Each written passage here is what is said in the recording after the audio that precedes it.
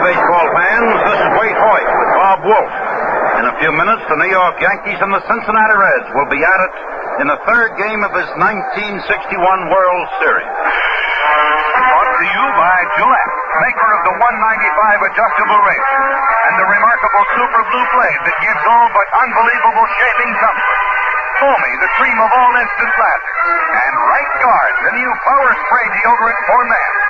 And Chrysler Corporation, where engineering puts something extra into every car. Chrysler Corporation, with the live new cars for 62.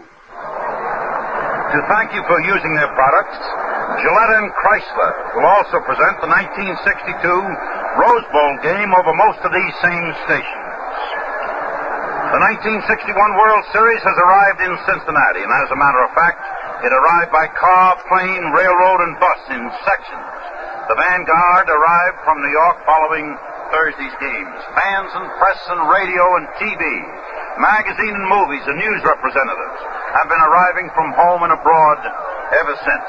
And this afternoon here as the World Series opened for the first time in 21 years, it is just a gorgeous day, a really tremendous day. Not a cloud in the sky, warm, delightful, and the city is very, very excited.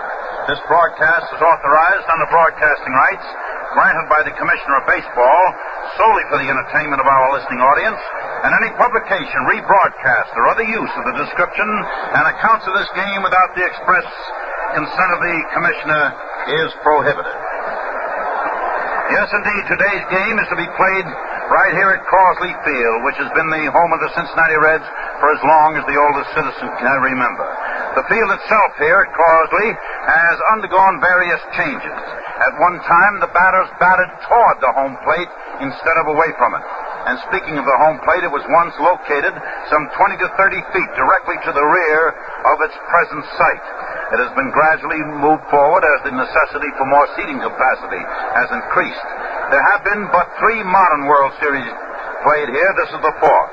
The disastrous World Series of 1919, then the second one against the Yankees in 1939, with unfortunate results for Cincinnati, and the third one, the 1940 series, when the Reds defeated the Detroit Tigers in 7 games. A series which, by the way, saw Freddie Hutchinson, the present Cincinnati manager, pitching for Detroit. So 21 years have passed since Crosley Field has been gaily dressed. 21 years since pennant fever gripped this Ohio River city. 21 years of pennant famine. And now the Queen City, as Cincinnati is called, has responded to their National League champions with an intensity which beggars description. The New York Yankees, on the other hand, have, as American League champions, and very often during that time, been virtual tourists, traveling to St. Louis, Milwaukee, Brooklyn, Pittsburgh, Philadelphia to play World Series. All of the National League to either win or lose in the Classic. And today's game is the third in this series, and each team has won one game in which each team has demonstrated reasons why they are champions. Wednesday with the talented left-hander Whitey Ford, supported by 2 home runs, Howards and Scourins, and great defense by Clete Boyer. The Yankees were strictly Major League Baseball at its best. The Cincinnati Reds came driving back on Thursday to take advantage of the breaks. They gave Joey J 6 runs, with Coleman supplying a home run punch and Jay holding the Yankees to 4 hits. The same totals for the Reds of 6 runs on Wednesday would have made Jimmy O'Toole a winner on Tuesday. 6 runs on Thursday would have made O'Toole a winner on Wednesday. Jim pitched fine ball, but he was slightly outpitched by 4. The Reds so far have outscored the Yankees 8 runs to 4 and have outhit the Yankees 11 runs to 10. Boyer has played brilliantly for the Yankees, and Eddie Casco and Elio Chacon have sparkled for Cincinnati. Today it comes down to a battle of 2 right-handers, as Bob Perky, the knuckleboard artist and winner of 16 games, will pitch for the Reds, while Bill Stafford is slated for the Yankees. Stafford relies on low stuff, curves, sliders, and so forth. We'll talk more about those in just a moment. Friends, when you give your United Community Campaign, the entire life of your community is affected for the better. Needy families are aided, recreation supplied for both young and old, help is provided for children and teenagers, many health services aid the aged and the handicapped, Our armed forces and veterans are assisted. The United Way means one more campaign for many health and welfare services. So give the United Way. You'll feel better. Your community will be better because of it. Of course, the big news of today is that the Yankees' famous center fielder Mickey Mantle is to return to the lineup. Mickey Mantle will be playing for the Yankees, and he will be batting fourth. And, of course, a man such as Mantle, who has been a great ball player, who batted .317 with 128 runs batted in and 54 home runs, second only to Roger Maris in the American League, must make a big difference in the psychological effect of the New York Yankees, and also might have some effect on the Cincinnati Reds. But his presence in the lineup, of course, is bound to have an increased determination on the part of the fine New York Yankees.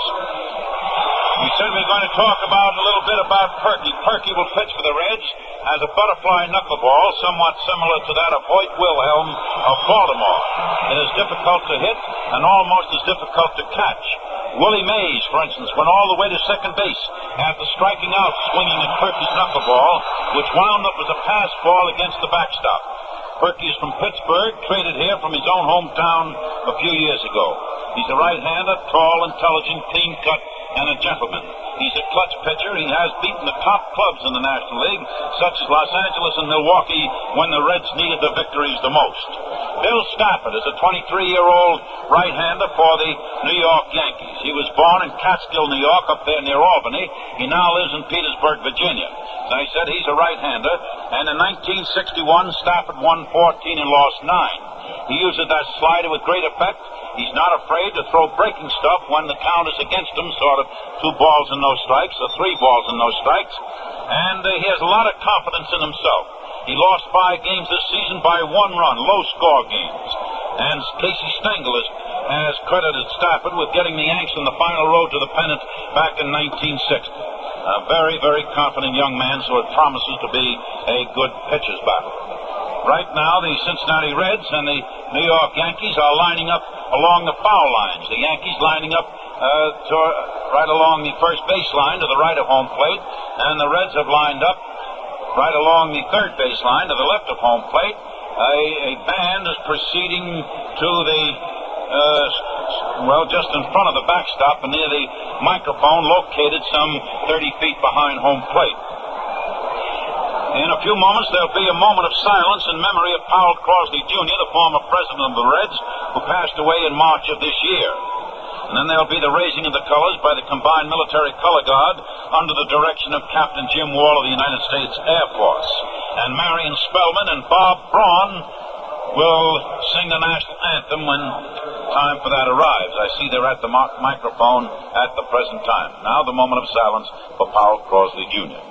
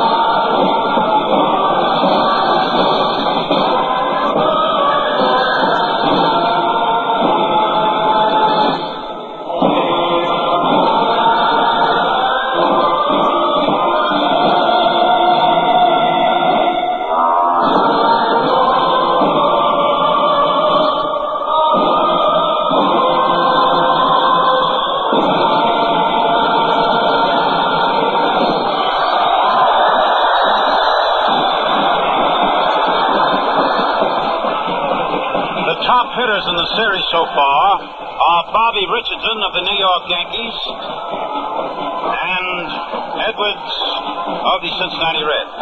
We'll speak a little more about those in just a moment, as the third game of the 1961 World Series is being brought to you from Crosley Field in Cincinnati. Yes, those two boys, Richardson of the Yankees and Edwards of the Reds, are batting .500. The highest batting average for a single World Series? Well, on page 28 of the Gillette World Series Encyclopedia, you'll find Babe Ruth batted a fantastic .625 back in 1928. Man, I'll tell you, this Gillette book is worth owning. Contains World Series records, humorous drawings by cartoonist Willard Mullen, bright and authoritatively written history of the World Series, every fact and record in the $5 book. This pocket size is just a Gillette exclusive. You can't buy it anywhere, but it's yours free with the $1.95 Gillette adjustable razor at the regular price of $1.95. The adjustable is the razor that you set to suit your own combination of skin and beard. With it, you get a dispenser of those remarkable Super Blue Blades. Get your free Gillette World Series Encyclopedia with razor set for only $1.95. We'll pause here 10 seconds for station identification. Are you mixing with the best? Saratoga Vichy with the yellow label. It outsells all the rest. The genuine Vichy with the yellow label. Taste better tonight. Feel better tomorrow. Saratoga with the yellow label. At the game, at your favorite eating place, or at home with friends, you're always sure you're mixing with the best with Saratoga Vichy. Switch hitter, he'll bat left-handed today against Perky. Mickey Mantle, who missed the first two games of the series because of injury, will be in center field batting fourth. Yogi Berra, the left fielder, batting fifth. Elston Howard, catching, batting sixth. Bill Skowron, the first baseman, batting seventh. Cleet Boyer, at third base, batting eighth. Bill Stafford, Stafford. Bill Stafford, the pitcher, who has won 14 games and lost 9, will do the pitching for the Yankees. For the Cincinnati Reds, Ilyosha Cohn, second baseman, is the leadoff batter. Eddie Casco, the shortstop, is batting second. Data Pinson, the center fielder, is batting third.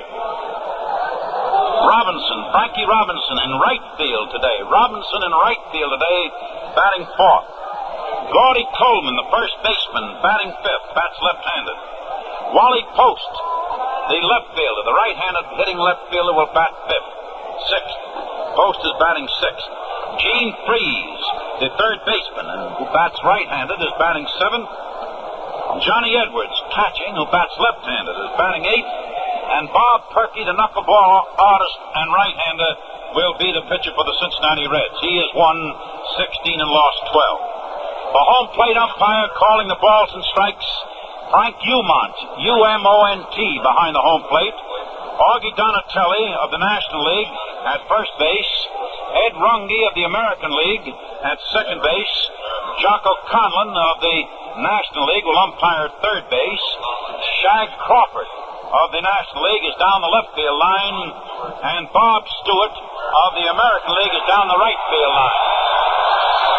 And so the Cincinnati Reds are taking the field.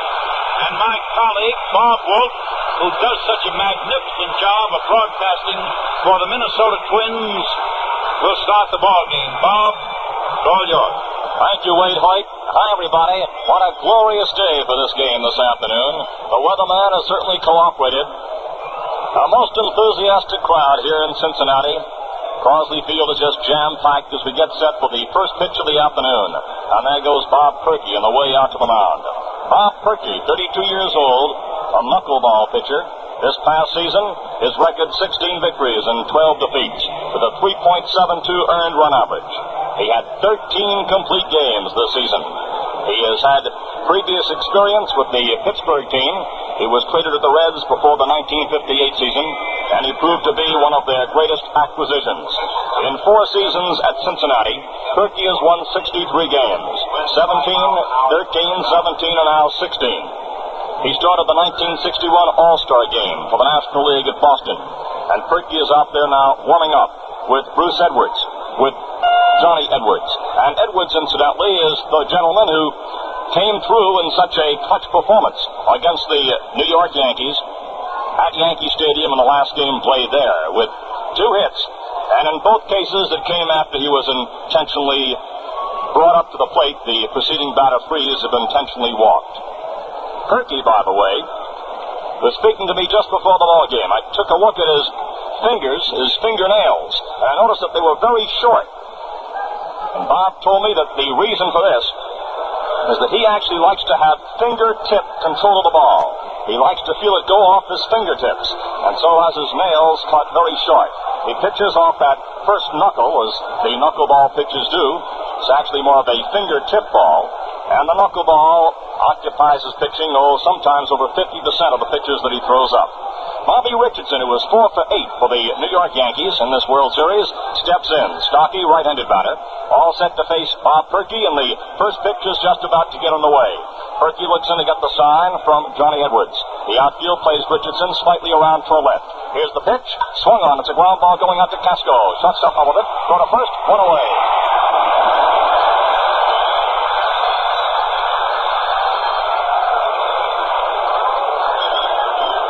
That brings up Tony Kubek, who is 1 for 7 in the series, a left-handed batter. And incidentally, just as soon as we have a moment or two, I'd like to describe this ballpark for you rather fully, because it does have its tricky spots, particularly in left field.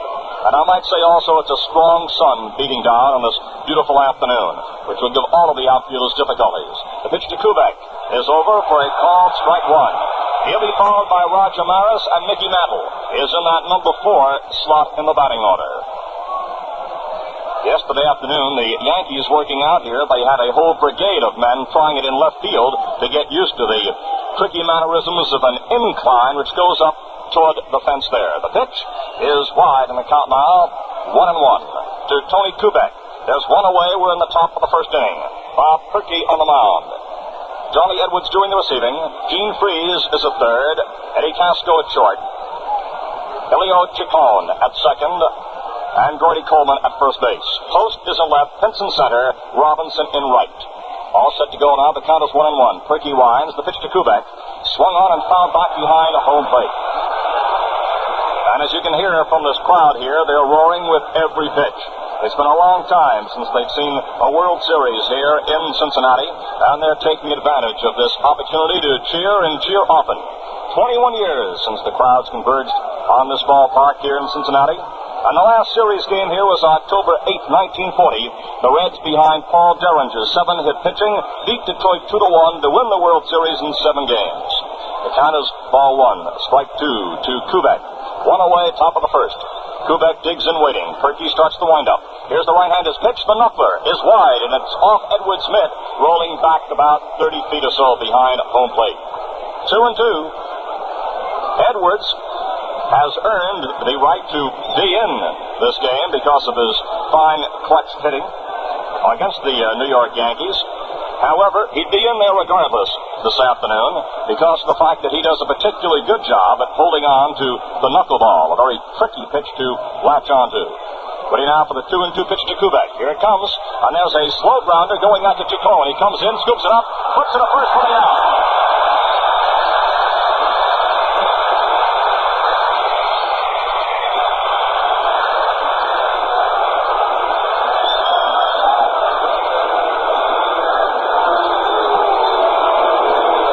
Maris steps up with 2 away in the top of the first, and Maris is 0 for 7.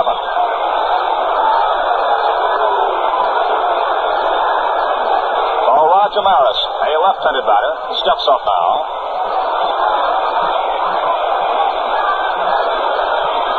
Perky looks in to get the sign. And we're all set for Maris to bat. Here's the windup, and the pitch to Maris.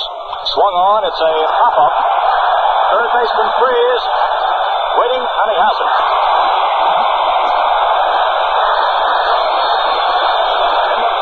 the first inning. No runs, no hits, no errors, and nobody left. And the score after one half inning. The Yankees nothing, and the Reds are coming up. Yes, sir, they're yelling here in Cincinnati. It's sure a baseball wild town. It's also a red-hot Gillette town. And how they go for that Gillette foamy instant lather. The same is true all over. Today, foamy is the fastest-growing instant lather in the country. Have you tried it? It's a world of speed and convenience. All it takes with foamy is a touch of the nozzle, and you have rich, creamy lather right at your fingertips. Full-bodied lather that keeps your beard drenched through the whole shave. Your razor glides easily, leaves you feeling clean and refreshed. Is it any wonder that foamy with K34 antiseptic is the fastest-growing instant lather of them all? So start the day with a cool, refreshing lift. Give yourself a Gillette foamy shave. Regular size, just 79 cents.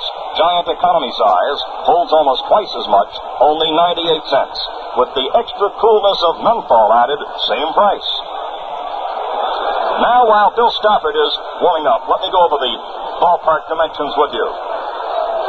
In left field, it's 328 down the line with an 18-foot wall. This is topped by a screen. Anything into the tall screen there is a home run. Moving over toward the left center, there's a high scoreboard, 55 feet high. Anything up against the scoreboard is in play. Going to straightaway center field, it's 387. And slightly over toward right center, it's 390. From the 390 point to the right field line, the screen there that has to be cleared for a home run is 9 feet high. It's 366 down the right field line. And from the home plate to the backstop behind home plate, it's 78 feet. It's quite a bit of room there.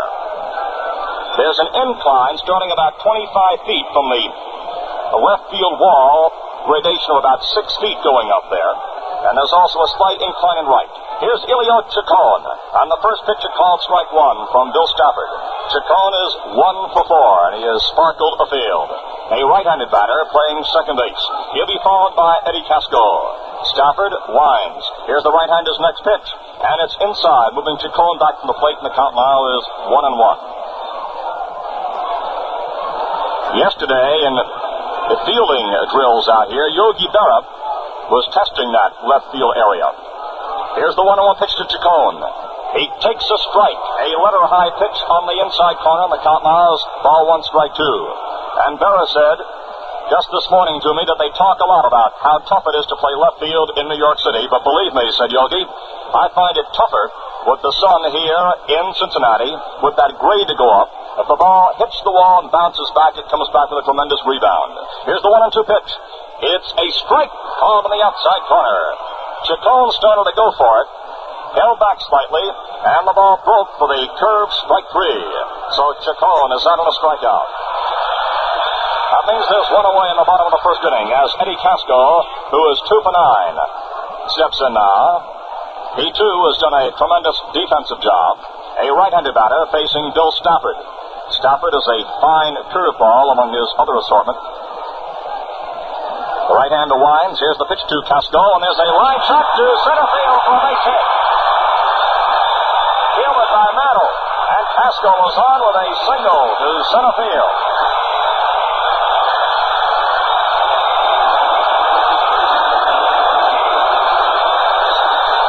Eddie Casco, who had the first hit of the World Series in Yankee Stadium, now has the first hit here in Cincinnati. And the batter is left-handed swinging, Vada Pinson. Boyer starts coming in just a bit. The pitch swung on. There's a fly ball going to left center field. Mantle is moving for it. So is Berra, and it is Mantle making the catch. Pinson flying out to Mantle. They're 2 away. Casco on first. And here's big Frank Robinson, who is 0 for 6 so far in the series. A power hitter stepping up to face Bill Stafford. Stafford is 23 years old, 6 feet 1, 183. This past season he won 14 and lost 9 with a 2.68 earned run average. Among the Yankee starters, he had the best earned run average. Robinson steps in now to face him. Big Frank Robinson, who had 37 homers this past season and 124 RBIs. On first base, it's Eddie Casco. Stafford's first pitch, swung on. It's a high fly, foul. Going toward the seats is Boyer, giving up the chase as the ball is into the left field seats out of play. We're in the bottom half of inning number 1, and there's no score in the ball game. Casco on first, there are 2 away. Robinson at the plate. Although this is Stafford's first full major league season, he's already a World Series veteran. Twice he relieved in 1960 against the Pirates. He had no decisions, but did register a 1.50 earned run average. Robinson waiting. Count, strike 1. There's a throw over to first base by Stafford, and Casco is back at the bag. 2 outs. Robinson, who stands close to the plate, looks out of the mound. Stafford with the stretch, the pause. Here's the pitch, and it's a strike call on the inside corner of the count now. Strike 2 to Frank Robinson. As Robinson stoops over, gets a bit of dirt. Beautiful, sunshiny, warm afternoon here in Cincinnati for this 3rd game. Both teams have won 1 game so far in this World Series. Casco is on first. There are 2 outs. The count now, strike 2 to Frank Robinson. The pitch is swung on and missed as Stafford curved Robinson for the strikeout to retire the side. And so in the bottom half of the first inning, the total show, no runs, 1 hit, no errors, and 1 man is left. And the score at the end of 1 full inning, New York nothing, Cincinnati nothing. Back for Frito. Back. He makes a one-handed catch against the bullpen. You heard right. It's the 47 series and Joe DiMaggio coming to bat. Remember what happened? Listen to the actual play-by-play. Joe DiMaggio up. And the crowd well knows that one swing of this bat, this fellow's capable of making it a brand new game again. Here's the pitch. Swung on, belted. It's a long one. Deep to left center. Back for Frito. Back. He makes a one-handed catch against the bullpen. Oh, doctor. The great series plays are yours to live and relive on the pages of the Gillette World Series Encyclopedia. Yours free with the purchase of the Gillette Adjustable Razor Set for only $1.95. This 256-page Gillette book contains highlights and sidelights of every series, plus practically every series fact and record. It's yours free with the Gillette Adjustable Razor and a dispenser of those amazingly comfortable Super Blue Blades. All for the price of the razor set alone, just $1.95. Here now is the second inning, and Mickey Mantle will be making his first appearance at the plate in the series. Manager Freddie Hutchinson of Cincinnati made the fine statement that he would hope that Mantle could get into action just as soon as possible. He said that he wanted to see his Reds play the very best team in the series. He felt that was as it should be, and he wanted to see the fans see the very best all the way through. And here is Mantle, a switch hitter batting left-handed against the right-hander Bob Perky. Mickey had a .317 average this past season. He takes a called strike on the outside corner. Mantle lashed out 54 home runs this past year and 128 runs batted in. And Mickey has hit 14 World Series home runs, more than any other player other than Babe Ruth, who had 15. In batting practice yesterday, Mickey had 6 batting practice home runs. Declared himself set for action today. Strike 1 to Mantle leading off the second. Perky's pitch, the knuckler, is wide of the plate. And the count now is 1-1 to Mantle. Perky back to the rosin bag. The outfield, not too pronounced a shift for Mantle. Just a slight swing to the right, not too far. The infield just slightly over, although Coleman has gone closer to the line behind first base. Count now is 1-1 to Mantle. Perky starts the windup. The right-hander's next offering on the way is inside, moving Mantle back from the plate. Ball 2 and strike 1.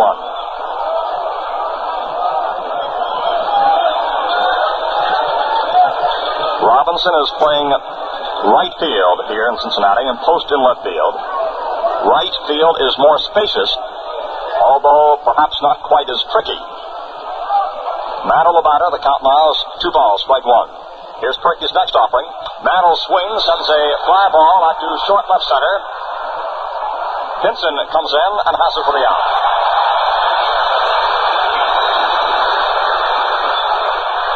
Casco was going back. Post was coming over, but it was Pinson's ball all the way. Although Theta seemed to start first in and then moved a little bit toward his right. I think that out there this afternoon, you'll find that sometimes the defensive men take the ball at a different angle than they might ordinarily to try to avoid those very sharp rays of the sun, which makes it most difficult indeed. So Mantle, on his first appearance, is flied out to Pinson left center. Here's Yogi Berra, who is 2 for 6, including 2 RBIs. There's a called strike. Strike 1 to Yogi Berra. Berra got both of his 2 runs batted in as home run, which accounted for the Yankees' 2 runs in their 6-2 loss to Cincinnati. And incidentally, so far in the series, all of the Yankee runs, and they have but 4, are as a result of home runs. Strike 1 to Yogi Berra. Something was flying around near home plate, some little bug or perhaps a little insect of some type. Berra stepped out for a moment. The pitch, and it's inside. The count now is 1-1 to Berra, to be followed by Elston Howard. 1 out on the top of the second. There's no score. New York nothing and Cincinnati nothing. A packed house here at Crosley Field.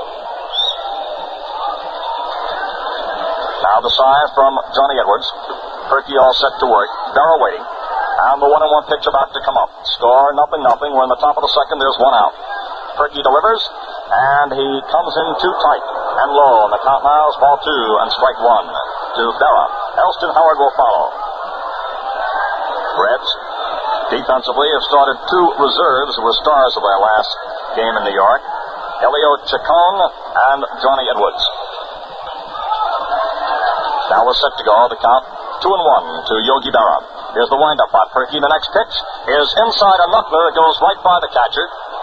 Back to the screen. On the count now is 3-1 to Berra, who steps into the batter's box for a moment. Now a step back in. 366 down that right field line with a 9-foot fence to clear there. And beyond that fence, we have the beautiful sun deck here in Crosley Field. The bleacher seats, as they are designated. Now we're set for that 3-1 pitch to Berra. Here it comes, and it is wide as Berra draws a walk and becomes the first Yankee base runner. And that brings up Elston Howard, who has 1 for 7. His 1 hit being a home run. He has 1 RBI, and he is a right-handed batter. It's 328 down the left field line. 378 to where the big scoreboard begins, and there's an 18-foot wall in left. Elston Howard steps in now to face Bob Perky with 1 out and 1 on, as Casco and Chacol now play at double play depth. We're in the top of the second, no score. Now look first toward Berra, and the pitch to Howard is a strike in the inside corner. That's strike 1 to Elston Howard.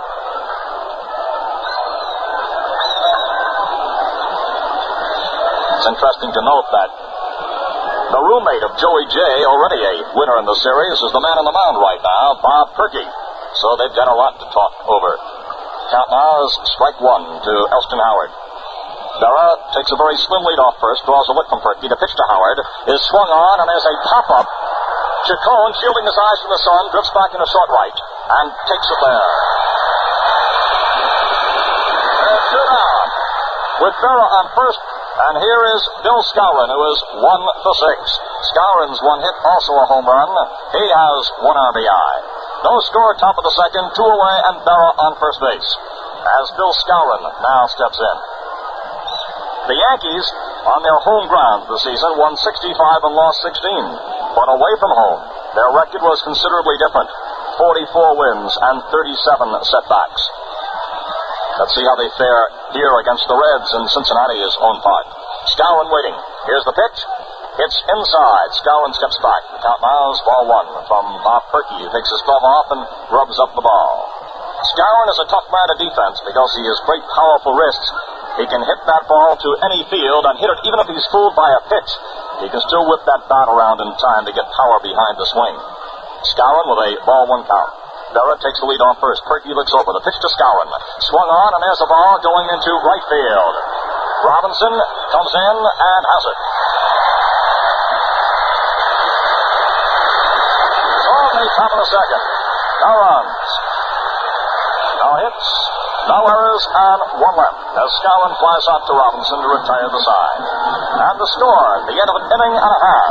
Yankees nothing, Reds nothing. Papermate credit card contest winners now leaving for London, Paris, and other world-famous cities. How would you like to fly anywhere, stay anywhere, dine anywhere, and just sign for it? Never get a bill. Well, the world is yours if you win the Papermate $50,000 credit card contest. You'll fly the finest on TWA Superjets, and just sign for it using your TWA Air Travel Card. You'll stay at luxury hotels like the Royal Hawaiian in Honolulu, dine at famous restaurants in Paris or Rome, and just sign for it using your Diners Club card. You'll have a car when you want it with your Hertz Rent-A-Car card. Gas when you need it with your Shell credit card. When it's time to pay, just pull out your Papermate pen and sign for it. Never get a bill. Grand prize is $10,000 in credit or cash, 500 other prizes.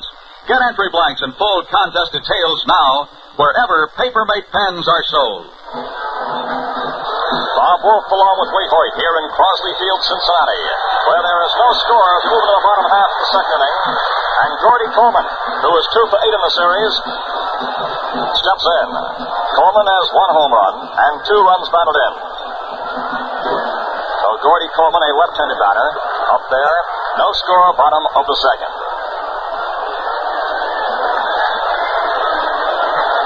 Bill Stafford looks in to get the sign. Here's the pitch. Coleman swings, sends a ground foul outside of first base. Coleman's 4th inning home run at Yankee Stadium on Thursday was the Reds' first World Series smash since Bucky Walters cracked one off Freddie Hutchinson, then pitching for Detroit in the 6th game of the 1940 series. Coleman, the batter, will be followed by Post and Freeze. Stafford is a rather fast worker, doesn't waste too much time after getting the sign from Howard.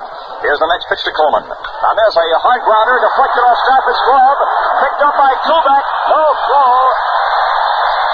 Coleman is safe.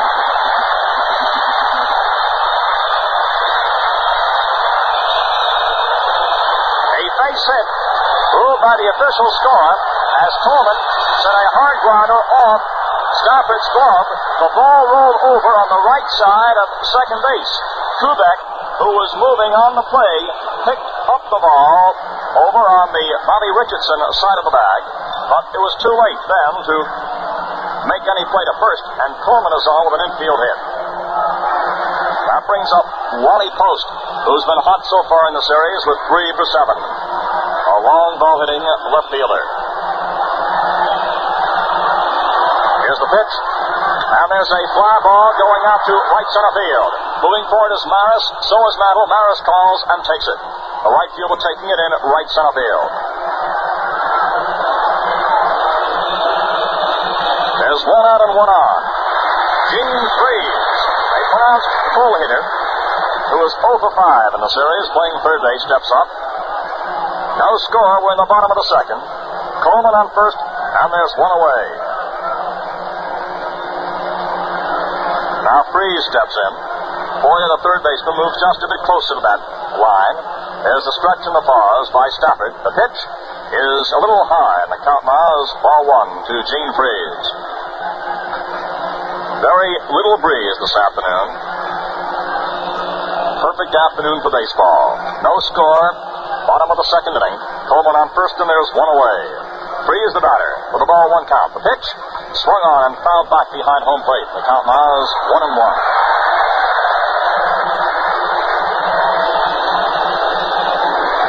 One further note about that wall out there, left and in center. It's a cement wall painted green, and anything that's up against it has a strong rebound. Close to the bottom of the wall, a few feet up, there's a little wedge and a pipe going along there, which has sort of freak rebounds if a ball's hit against that. There's a pitch inside for a ball. 2 balls, strike 1. Freeze at the plate. Johnny Edwards on deck. There have been 2 hits so far this afternoon, and the Reds have both of them. Singles by Casco and by Coleman. The Yankee infield is playing Freeze as a pull hitter with Kubek far over in the hole. Ready for the next pitch. Here it comes, and there's a foul dribbling just off to the right of home plate. Count now is 2-2 to Gene Freeze. Bill Skowron goes over to pick up that foul ball. Tosses it off to the side. Now jogs back to his position. Frank Dumont is calling at the plate this afternoon with Donatelli, the ump at first, Runge at second, Conlon at third base, Crawford along the left field line, and Stewart along the right field line. And Stafford is getting another baseball from Frank Dumont. Right-hander comes down off the mound in just a moment, decides to rub this one up, has his glove off, giving it a good roughing treatment. While Gene Freeze, waiting just in the batter's box, hitches up the pants. Now tugs at the cap, now steps in, he's all set. As Stafford looks in now to get the sign from Howard. The count is 2-2. Coleman on first base, there's one away. No score, bottom of the second, all set to go. Here's the pitch, and it is fouled back once again. Count holds at 2-2 to Gene Freeze. Yes, so those foul balls are prized souvenirs here in this World Series. Stafford again rubbing up a new ball out there on the mound. Now the right-hander set to work. Count is 2-2 to Freeze. Yogi Berra is playing just on the slope of the incline. Here's the pitch, and there's a pitch coming in high and inside. As Freeze started to go for it, held back on the swing. On the count now is 3-2 to Freeze, who steps out now to get just a bit of dirt. The left fielder Berra, who is playing far back and left, stands sideways to home plate, facing that left field line. Now we're set for that 3-2 pitch. Freeze digs on the plate. Stafford set to work. A look toward first base. There goes Coleman. The pitch is inside. Ball 4. So with Coleman in motion on the 3-2 pitch. Pitch came in high and inside as Freeze draws a walk, putting that on first and second. And that brings up Johnny Edwards, who is 2 for 4.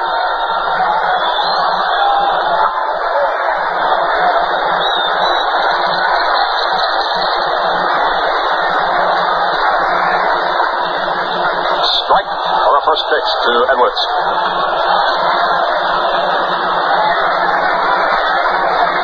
All strike 1 to Edwards. Runners on first and second, there's one away. Edwards has 2 RBIs in the series, a left-handed batter. Here's the next pitch, and there's a ground ball going out to Skowron. He goes over, touches the bag himself for the out. He first took a look toward second, decided to make the play at first himself. He took that ground ball rather deep as he made the unassisted out. And on the play, Coleman moved to third, and Freeze in to second. So there are runners on second and third with 2 away, and the batter is the pitcher, Bob Perky. This past season, Perky batted 100. His records show 1 home run this past year and 4 runs batted in. He bats right as he pitches, and he comes up now with 2 runners in scoring position. Coleman on third and Freeze on second, as they both moved up on the Edwards ground out to Skowron. So here's Perky up there right now as Stafford starts the windup, and the pitch is strike 1 called. A breaking pitch on the inside corner to Bob Perky. Elston Howard goes out a few feet in front of the plate, smooths down a little clump of dirt that was sticking up, and now returns and crouches behind the plate. Stafford, who's just gone to the rosin bag, decides to rub up that ball just a bit. Now the right-hander peers forward to get the sign. The count is strike 1 to Perky. Runners on third and second. All set to go. The windup by Stafford. The pitch is low. On the count now is 1-1. Perky says that he was mighty excited about getting in the series. Lives in the Pittsburgh area. Last year saw every game in Pittsburgh, and he says he ate his heart out because he had been with the Pirates himself. Made up his mind that he was going to get in the series, and he certainly is. Here's the pitch coming up, and it's a curve for a called strike as Perky started to move for it, held up, and Stafford elbowed one over the outside corner for a called strike 2, and the count now is ball 1, strike 2. Stafford throws a wicked curveball. Infield back, they're 2 away. Coleman is on third, Freeze on second, they're 2 down, and the count now is ball 1, strike 2 to Bob Perky. No score, bottom of the second. Stafford starts the windup. Here comes the pitch. Strike 3 is called, and Perky is out a breaking pitch on the inside corner this time, and the side retired. In the bottom of the second, the total show. No runs, there was 1 hit. No errors, and men left on third and second. And at the end of 2 full innings to score, the Yankees nothing and Cincinnati nothing. Well, so far in the series, Richardson has been red hot for New York. He has 4 hits. You know, Bobby holds the record for most runs batted in during the series. 12 big ones against the Pirates last year. You'll find that and plenty more in the great Gillette World Series Encyclopedia, which comes free when you buy the Gillette adjustable razor at the regular price of $1.95. Here's a book that's brimming over with fascinating facts and highlights, with humorous drawings by a famous sports cartoonist, Willard Mullen, and page after page of interesting World Series records. It's the pocket-sized Gillette edition of the $5 Encyclopedia. You can't buy it anywhere, but it's yours free with the $1.95 Gillette adjustable razor. The adjustable is the razor you set to suit your own combination of skin and beard. With it, you get a dispenser of those remarkable super blue blades for all but unbelievable shaving comfort. Get your free Gillette World Series Encyclopedia with the razor set, only $1.95. We now pause 30 seconds for station identification. Are you mixing with the best? Saratoga Vichy with the yellow label, it outsells all the rest. The genuine Vichy with the yellow label tastes better tonight, feel better tomorrow. Saratoga with the yellow label. Saratoga Vichy brings you all the sparkle flavor of a true champion. Make sure you're mixing with the best. Saratoga Vichy. This is WGY, WGFM Schenectady. Scoreless ball game so far, and it's Clete Boyer who is 1 for 5, leading off against Bob Perky. Perky all set to work, right-hander. Boyer, right-hander at the plate. Pitch, swung on, and there's a pop-up. Going into foul territory is Coleman, the first baseman, waiting, and has it just a few feet from the coach's box. So Boyer is out on a foul out. To Gordy Coleman, there's one away, and that brings up Bill Stafford, who this past season had a 179 batting average. He had no home runs, had 3 runs batted in. He steps up now with one away in the top of the third. No score. So far, there are 2 hits in the ball game, and Cincinnati has them both. Singles by Casco and Coleman. Now Stafford steps in with 1 out. And the outfield shifts just slightly for Stafford. They've come in shallow in center, and Robinson is playing a shallow right. He's moved closer to the right field line. Post is over in left center field. Here's the windup by Perky. The pitch coming up to Stafford. It's over for called strike 1 on a breaking pitch.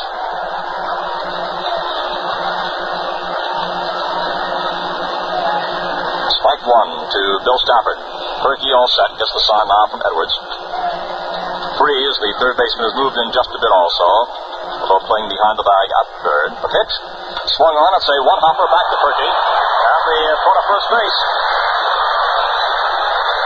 That may have been a liner, I believe it was a liner back to Perky for the out, so Stafford is out on the line out to Bob Perky.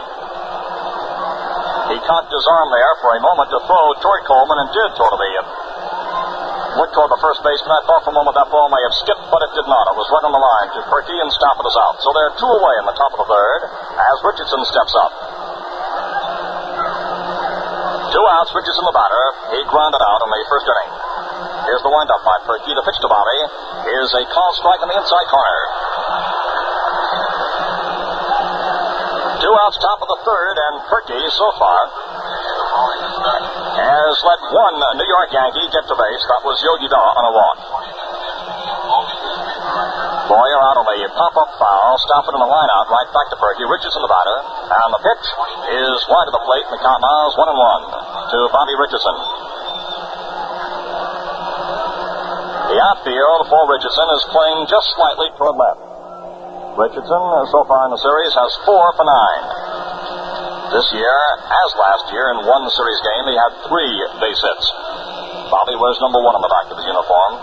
Stocky right-handed batter. The 1-1 pitch comes in low. The count now is 2 balls and a strike. 2 outs, top of the third, and there's no score on this glorious afternoon here in Cincinnati. Fans looking for a breakthrough here, and so far they have not seen any, although the Reds did have runners on third and second in the bottom of the second when Perky was out for out number 3. Richardson waiting now with a count of 2 balls, strike 1. Perky looks in to get the sign from Edwards. Here's the windup by the right-hander, and the pitch is swung on, a ground ball back to Perky. They throw to first base for the out. So Perky puts the Yankees down in order in this third. The Yankees not getting the ball out of the infield. And the score at the end of 2.5 innings. The Yankees nothing and the Reds nothing. You know, speaking of Richardson, he and Don Blasingame, who was the starting second baseman on the series for Cincinnati, are almost the same in height and weight. Another thing that both boys have in common is that they're red-hot fans of the Gillette Super Blue Blade. The way Bobby puts it is like this. The Super Blue Blade is a real beaut. I never dreamed that shaving could be so easy. Man after man, letter upon letter, say just about the same thing. The fact is, when you try the Gillette Super Blue Blade, you get shaving experience that's almost unbelievable. Shave so cool and refreshing, so quick and easy, so downright comfortable, why, I could shoot the moon about them. And they're double-edged for economy, too. Slip a Super Blue Blade into a Gillette adjustable razor and see what I'm talking about. The adjustable lets you choose exactly the edge angle and exposure that you want from 9 different settings. Right now, when you buy the adjustable, you get a dispenser of Super Blue Blades plus your free pocketbook World Series Encyclopedia, all for just $1.95. Or get Super Blue Blades and dispenser of 10 for 69 cents, 15 for $1.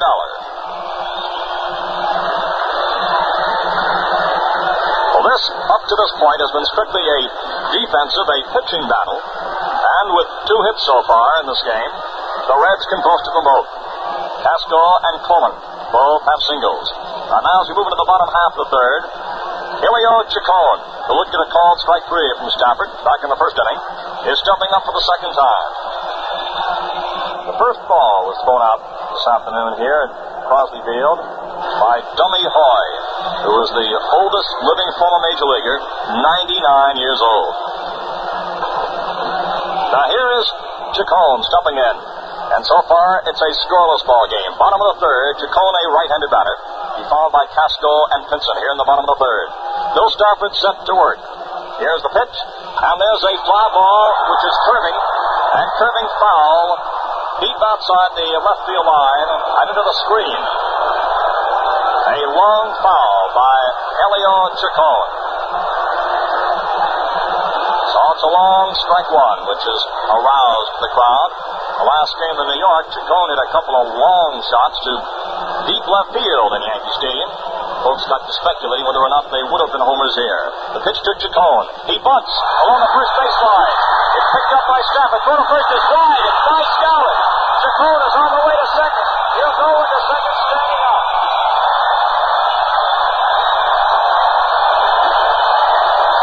Roger Maris went over to field that ball, which was outside the right field line, as Chacon is in at second base.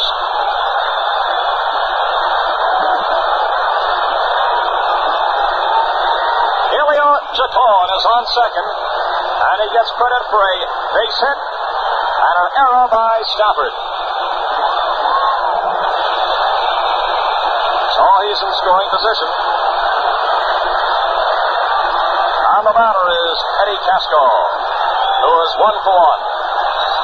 Here's the pitch, and it's a called strike.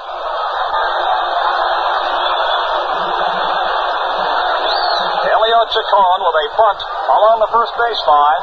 Both Stafford and Howard went for it. Stafford picked it up, threw wild past Skowron. Chacon getting credit for a bunt single, moved to second on Stafford's throwing error. The pitch to Casco.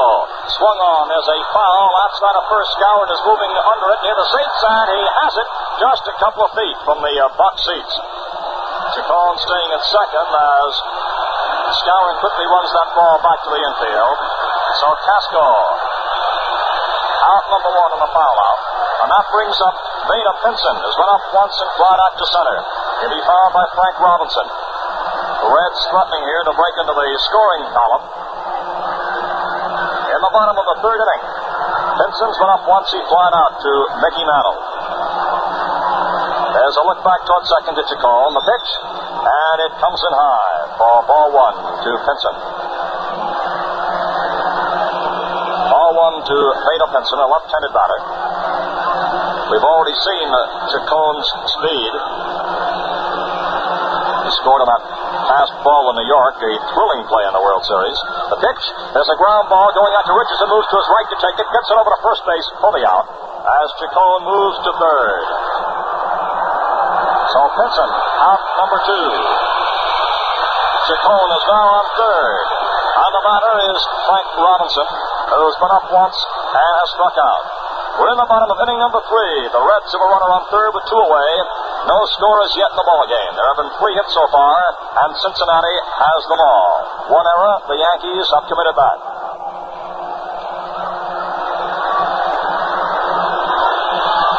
As Robinson steps in, Chacon takes a big lead. The pitch, swung on, it's a fly ball going to left. It's curving, and it curves foul.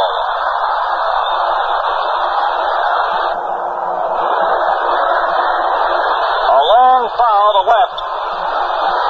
Robinson steps out to get some dirt. That brought the crowd to a roar. The count now is strike 1 to Robinson. Chacon on third takes a big lead off that bag. He's ready to dash, and the ball gets away from Elston Howard. And I'm sure that Howard is well aware now of Chacon's great speed and daring. Reggie Otero, the third base coach, Dick Sisler at first for Cincinnati. As Robinson steps back in, strike 1 is the count. Chacon on third, 2 away. Chacon takes his lead. Stafford winds. The pitch to Robinson. Swung on. There's a line drive to left field. It is in there for a base hit up against the face of the wall. Chacon scores. Robinson moves into second.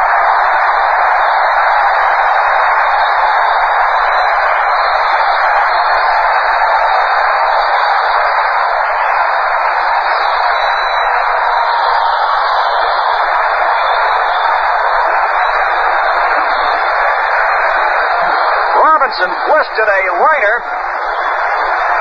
to left field, which skipped up against the face of that wall and left. Berra moved to his right, couldn't get to it. Ball was about 15 feet, perhaps more, inside that left field line. As the Reds lead by a score of 1-0. Robinson has his first hit in the series and his first RBI. He's on second. Here's Gordy Coleman at the plate. The pitch swung on and missed as Coleman was shooting for the fences that time.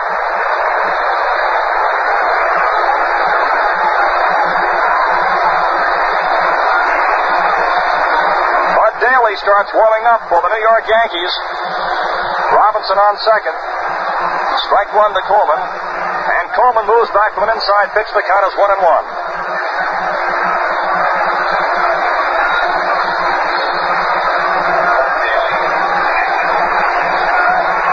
Daly, who's warming up, is a left-hander for New York. Coleman, the batter, is an infield hit to his credit. Robinson on second base. They're 2 away. The pitch.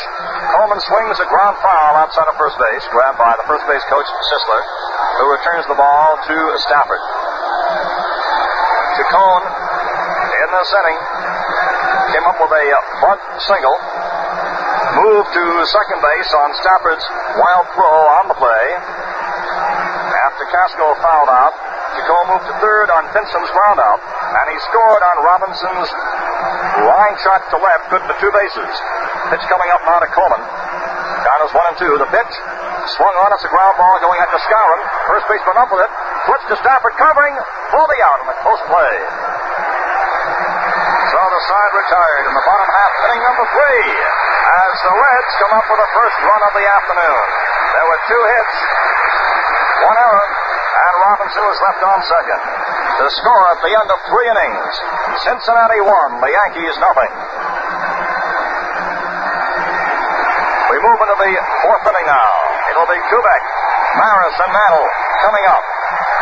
And listen to the applause out there in the sun deck seats as Robinson goes walking out to his post in right field.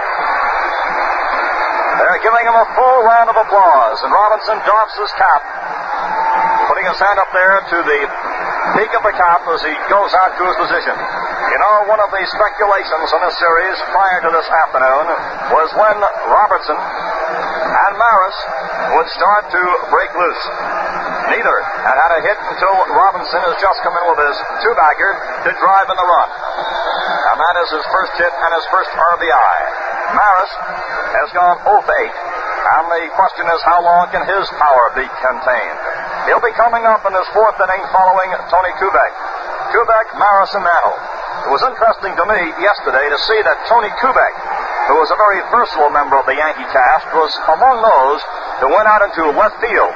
Take a look at that sun field and see how he could do out there. I asked Ralph Houck if there were any thoughts of playing Kubek out there, and Ralph said, not really. I think that Tony just wanted to see for himself how tough it was. So here now is Kubek, a left-handed batter, stepping in. Berkey, all set to work, and the pitch to Kubek is swung on. There's a line drive to left. Post comes in, and he has it.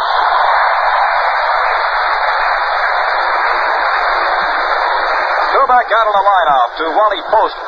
Post came in and quickly sort of flipped that glove of his up in front of his eyes to shield it just a bit, and then he continued his pursuit in to make the line-out catch. The outfielders would prefer in left field to have liners, then the high flies up on the Suns' rays. Here's Roger Maris. He's been up once in this game, and he has popped up. Left-handed batter facing Berkey. The pitch is low, ball one, the score of the ball game. Cincinnati 1, the New York Yankees nothing. We're in the fourth inning with one away. Maris followed by Mantle. The M&M boys.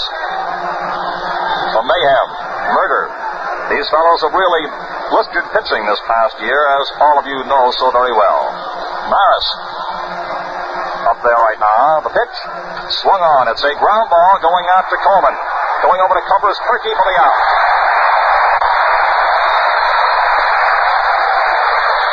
Two away as Maris grounds out. Maris is trying to get the ball out of the infield, and great Reds pitching so far has throttled that ambition for Maris, whose ambitions, I'm sure, are far loftier. He's not only trying to get out of the infield, but into the seats. Here's Mantle, who's been up once, and has flied out to center field. Two away, top of the fourth. The Reds lead by a 1-0 score as Mantle steps in to face Bob Berkey. Veteran knuckleballer starts the windup, and the pitch coming up to Mantle is inside, ball one. Ball one to Mantle with two down in the top of the fourth inning. The outfield just slightly shifted toward right. Robinson is moreover toward right center. They're not playing Mickey toward that right field line. But Robinson is deep in right. The pitch swung on. There's a fly ball going out to center field. Pinson goes back. He's waiting now, and he is there for the out. He took it just on the edge of the incline going up in center field, I'd say about 15 feet, or perhaps less, from the center field fence to retire the side.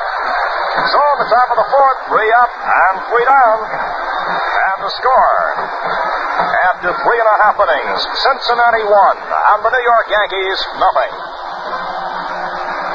During the last World Series, Gillette introduced its new power spray deodorant for men, Right Guard, and how it's gone over. Today, it's the fastest growing men's deodorant of them all. Little wonder it's a big improvement over the others. You see, Right Guard is a push-button power spray. Just touch the button, and out comes a fine mist that gives you 24-hour protection in just 2 seconds. It's not a messy cream you have to rub in. Not a gummy roll-on that wastes time and feels sticky. Not a drippy hit-and-miss squeeze bottle spray. Right Guard is fast and easy. Its power spray gets right through for complete coverage. Dries on contact. Stops odor. Try cool, refreshing Right Guard power spray deodorant. Regular size costs just 89 cents. New money-saving king size gives you 1/3 more. Costs only $1.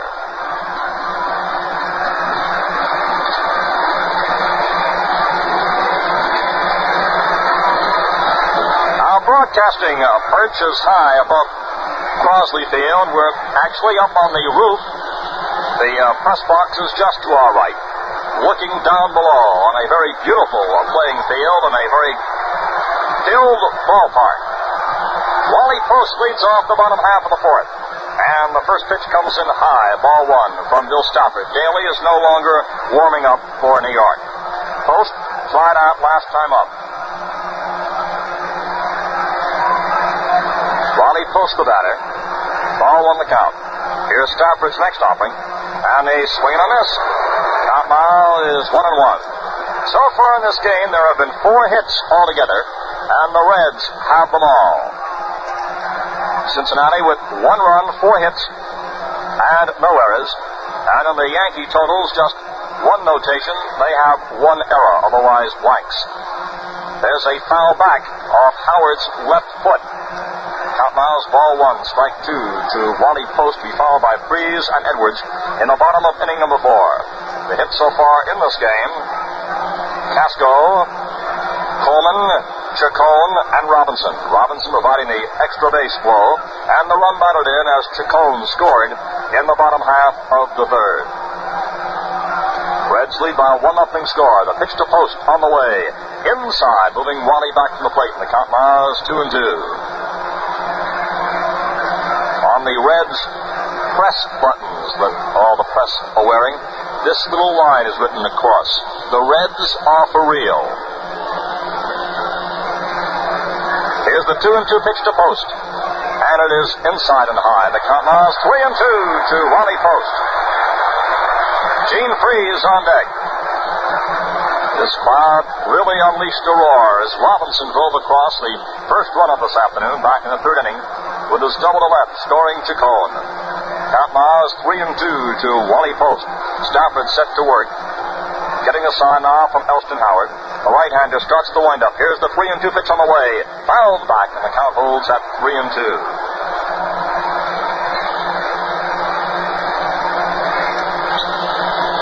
You know, speaking about tape measure home runs, Post is one of those who always gets in the discussion. They point out here at Crosley Field as they do elsewhere and say that's where Post hit one. He's got long ball power. Count now 3-2 to Post. Stafford set to work with the new ball. Right hand to Wines. Here's the 3-2 pitch. A little dribbler off the end of his bat going out to Richardson. They throw to first base for the out. That was it near the end of the bat, sort of snaked its way out to the Yankees' second baseman, as Post is out number 1 in the bottom half of the 4th inning. And the batter now is Gene Freese. Freese drew a walk in the second, stepping in now with 1 out and nobody on in the bottom half of the 4th. Score is Cincinnati 1 and the New York Yankees nothing.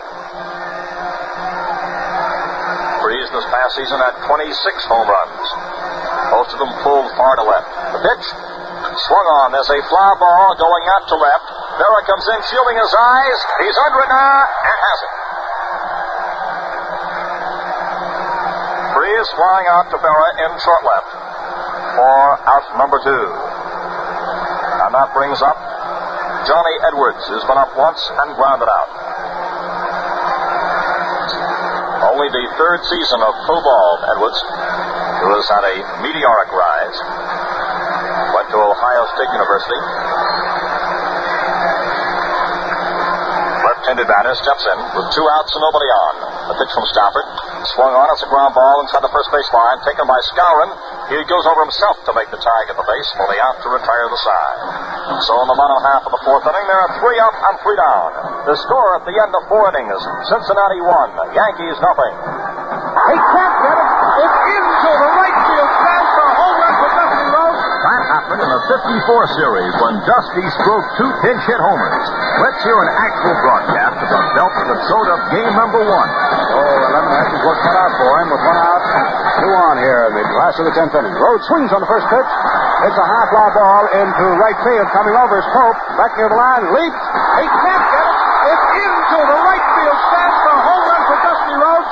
Lemon throws his glove straight up in the air, and that's it. You'll find this thrilling story in the Gillette World Series Encyclopedia. Yours free with the purchase of the Gillette Adjustable Razor Set for only $1.95. This 256-page pocketbook contains loads of interesting World Series stories, humorous cartoons by Willard Mullen, and practically every series fact and record. And it's yours free with the Gillette Adjustable Razor and a dispenser of those amazingly easy shaving Super Blue Blades. All for the price of the razor set alone, just $1.95.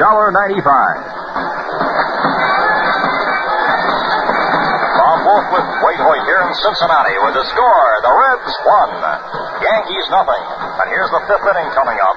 Yogi Berra, who is 2 for 6 in World Series play, walked in the 2nd inning.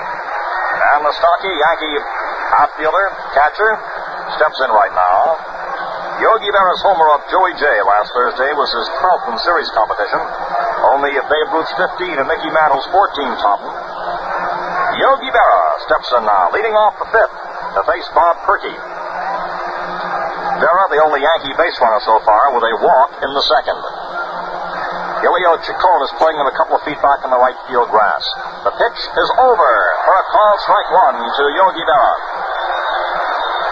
Perky throws a lot of breaking pitches, is a good sinker, and of course a fine knuckleball. Tomorrow's starting pitchers, Whitey Ford and Jim O'Toole. Strike one, the count to Berra, leading off the fifth. Here's Perky's next one, and it's swung on and fouled off to the left, and the count now strike two. That was the knuckler. Tough to get good wood on it. Perky throws it right off his fingertips, as he says, with fingertip control. Some of the other knuckleball pitches use different styles. Wilhelm has his nails longer. He says that prevents some irritation on the tops of his fingers, but Perky says his are pretty well calloused. He doesn't have that problem. Strike two to Berra. Here's the pitch, and there's a swing and a miss. The ball dropped by Edwards, picks it up, touches Berra to strike out. That was a knuckler that was missed, went darting in as Berra goes down on the strikeout. And that's strikeout number one, posted by Perky this afternoon. And it brings up Elston Howard, who has been up once and has popped up.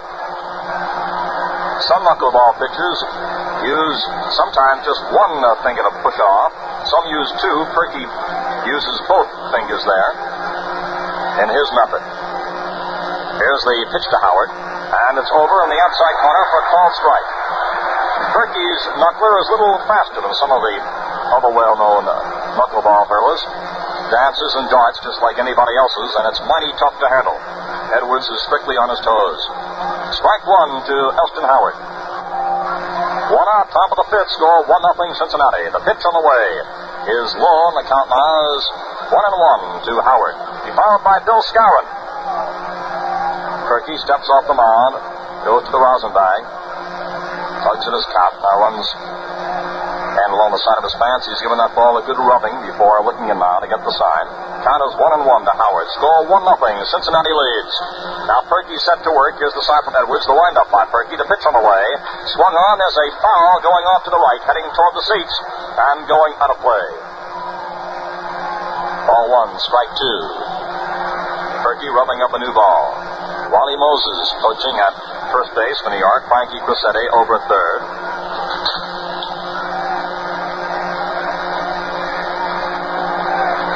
We're all set. The count, ball one, strike two. Elston Howard, the batter. Here's the windup. And the 1-2 pitch. Swung on. There's a fly ball going to center field. Pinson turns. He's going back. He's near the fence. It is up against the fence over his head. On the way to second base is Howard. There's a throw. It's going to be close. He is safe. Pasco taking the throw, and Howard went sliding in, just barely beating it. With a double off the wall in center field over Pinson's head.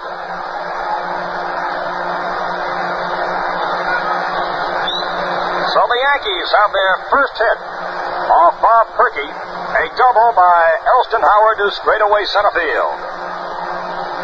Hit number one for New York, coming with one away in the top of the fifth. And the batter now is Bill Skowron, who's been up once and a stride to right.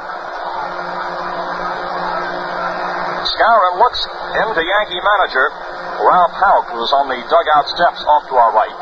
And before stepping in, Houck shouted something out to Skowron. Bill is up there now with Howard on second, one down. Score 1-0. Cincinnati is leading.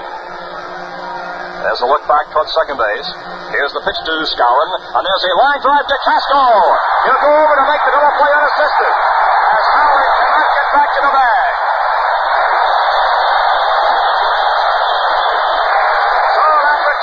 Side and a quick inning-ending double play. Howard had no chance to get back. Totals in the fifth. No runs, one hit, no errors, and nobody left. Score of the ball game after 4.5 innings. Reds 1, Yankees nothing.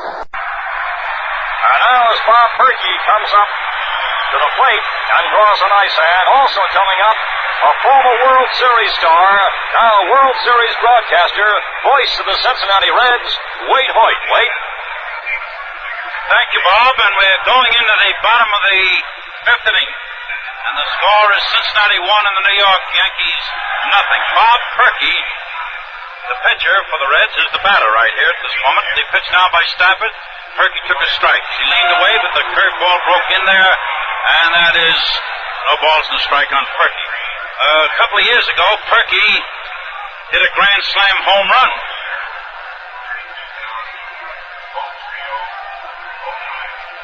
As Stafford let loose again, Perky took another one. There was a fastball.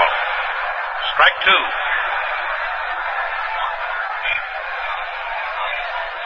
No balls, two strikes. Stafford bends down, puts his hands on his knees as he takes the sign from Elston Howard. He comes up once, he pitches. That's in there for strike three as Perky looked at it and is called out on strikes for the second time for Stafford's fourth strikeout. The Reds are leading 1-0, 1 out in the bottom half of the fifth inning, and Elio Chacon, who started the Reds' one-run rally with a bunt in the third inning, is up there once more. He took the third strike in the first inning, and he dropped a bunt single in the third inning, which the pitcher, after fielding, threw past first base. He throw now to Chacon. Chacon took strike one call. And then Chacon went to second, of course, on the error by the pitcher, and then he scored later on a double by Robinson. He hit the ball now on the ground to the third baseman Boyer. Boyer grabbed it, made the play at first, and Chacon is out at first. 2 away for the Reds in the fifth inning. The Reds are leading 1-0.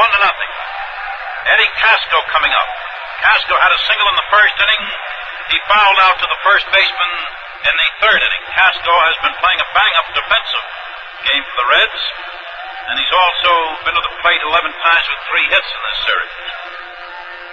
He pitched now to Eddie. Eddie hit a high fly ball back, right over near second, and Richardson, the second baseman, moved over, caught the ball almost on the second base bag. And so in the bottom of the fifth inning, the Cincinnati Reds, no one to base. In 5 turns, the Reds 1 run, 4 hits, 4 men left on. And so at the end of the fifth inning, the score is the Cincinnati Reds 1, the New York Yankees nothing. What's the word on the new cars from Chrysler Corporation? What's the word you hear? The word is a number, 300. A brand new Chrysler 300. A new high-performance sports series in a popular price range. A full-size Chrysler, and that's about as non-compact as you can get. Yet the new 300 comes at a new low price that puts its sports car performance well within your reach. Take your choice of V8 engines from the standard 305 to the high-performance 380 horsepower. The new Chrysler 300, the excitement of high performance in a popular price range from Chrysler Corporation. Looks like it's gonna be a Chrysler year. See your Chrysler dealer during October open house. The pause here, 30 seconds for station identification. Are you mixing with the best? Saratoga Vichy with the yellow label. It outsells all the rest. The genuine Vichy with the yellow label. Tastes better tonight. Feel better tomorrow. Saratoga with the yellow label. Enjoying the game? Well, you'll enjoy it more with Saratoga Vichy. Make sure you're mixing with the best. Saratoga Vichy. WGY, WGFM, Schenectady. Third baseman up there now. As Perky fires to him, there's a ball hit in the air. A pop-up out there to Casco, who's shading his eyes halfway between second and third. He made the catch, and Boyer is out. There have been a tremendous number of first balls hit today, first pitches. There have been a tremendous number of them swung at and hit in some way or another. So Boyer just popped up to the shortstop, and now Stafford is up there. The pitcher is coming to the plate. This is the top of the sixth inning here at Crosley Field in Cincinnati. The Reds have 1 run, 4 hits, no errors. The New York Yankees, no runs, 1 hit, and 1 error. The batter now, Stafford, as Perky dangles his arms, bending over, taking sides from Edwards. He winds, he pitches. There is strike 1 call. No balls, 1 strike.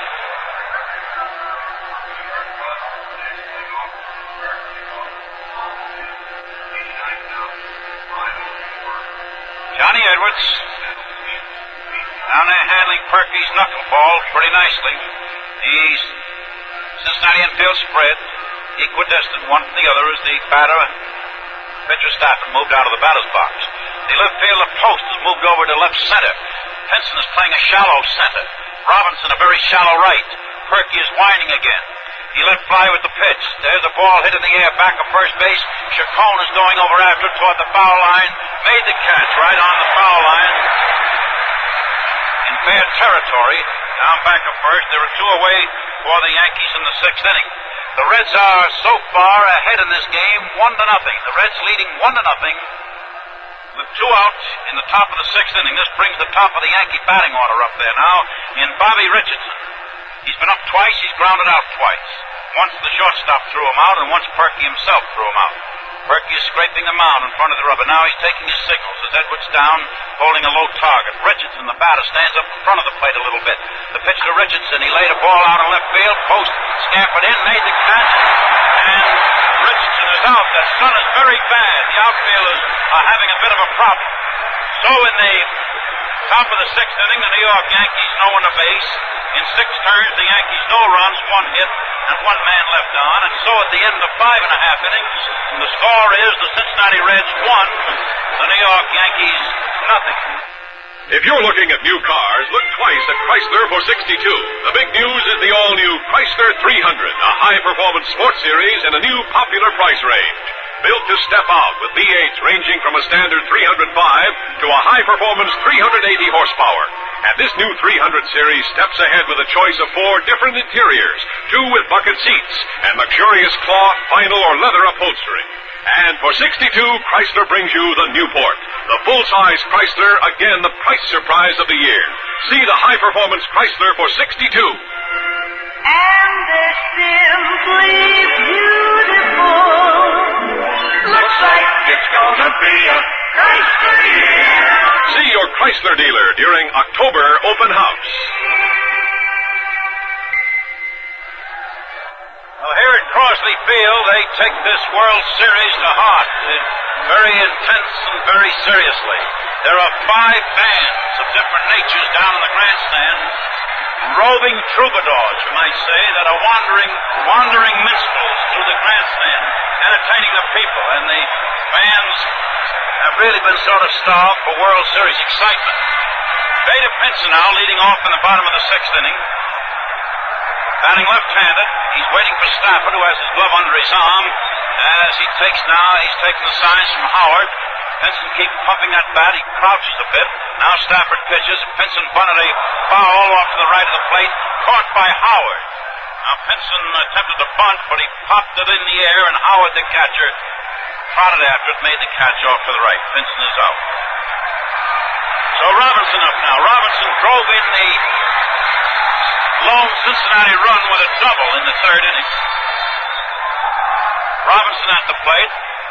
You know, in a number of National League cities, I don't know so much about the American League, but Los Angeles for one, Pittsburgh for another, there's generally a bugler who plays the charge, and you may hear it occasionally down there in the stand, and now it's found its way to Cincinnati. As Stafford taking the sign, ready to pitch, he throws. Robinson toppled over a little backwards. It was not a knockdown pitch. Can't say that at all because it was supposed to have been a curve and it didn't break. 1 ball, no strikes, 1-0. As Stafford in action again. Now he pitches. Robinson took a low breaking ball. That's 2 balls and no strikes, 2-0. Score is 1-0. The Reds are leading with 1 out in the bottom of the 6th inning. They play Robinson deep and they shade him toward left field. Yogi Berra is at the base of what they call the terrace here, which is an incline which starts 25 feet from the left field wall. The pitch to Robinson. Robinson hit a high foul. That's over toward the Reds bench. Elston Howard, the catcher, is coming over toward the box seats, made the catch, and Robinson is out. Two away for the Reds in the sixth inning. Once again, the score, Cincinnati 1, the New York Yankees nothing. Two out in the bottom of the sixth. Gordy Coleman up now. Coleman single in the second, and he grounded out in the third. Coleman so far in the series has 3 hits and 10 turns at bat. Just batting an even .300 for that matter.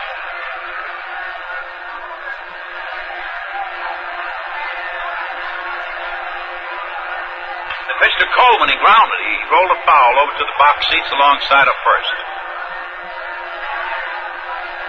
No balls, 1 strike.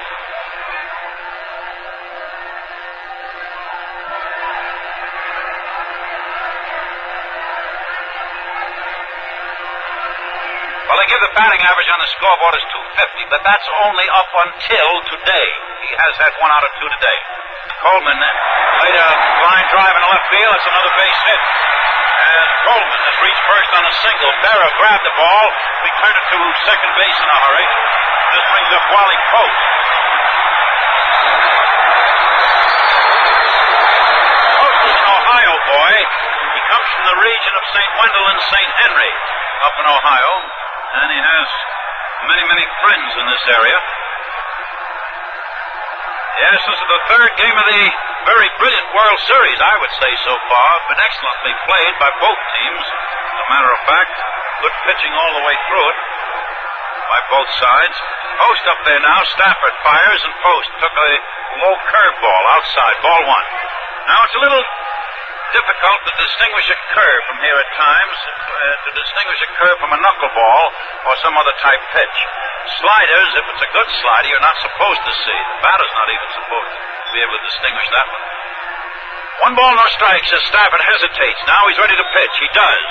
Post grounded a foul. He hit the ball with one hand. The left hand slipped off the bat, and he reached around with his hit it with one arm. That when he hit it down past Otero, a ground foul. 1 ball, 1 strike.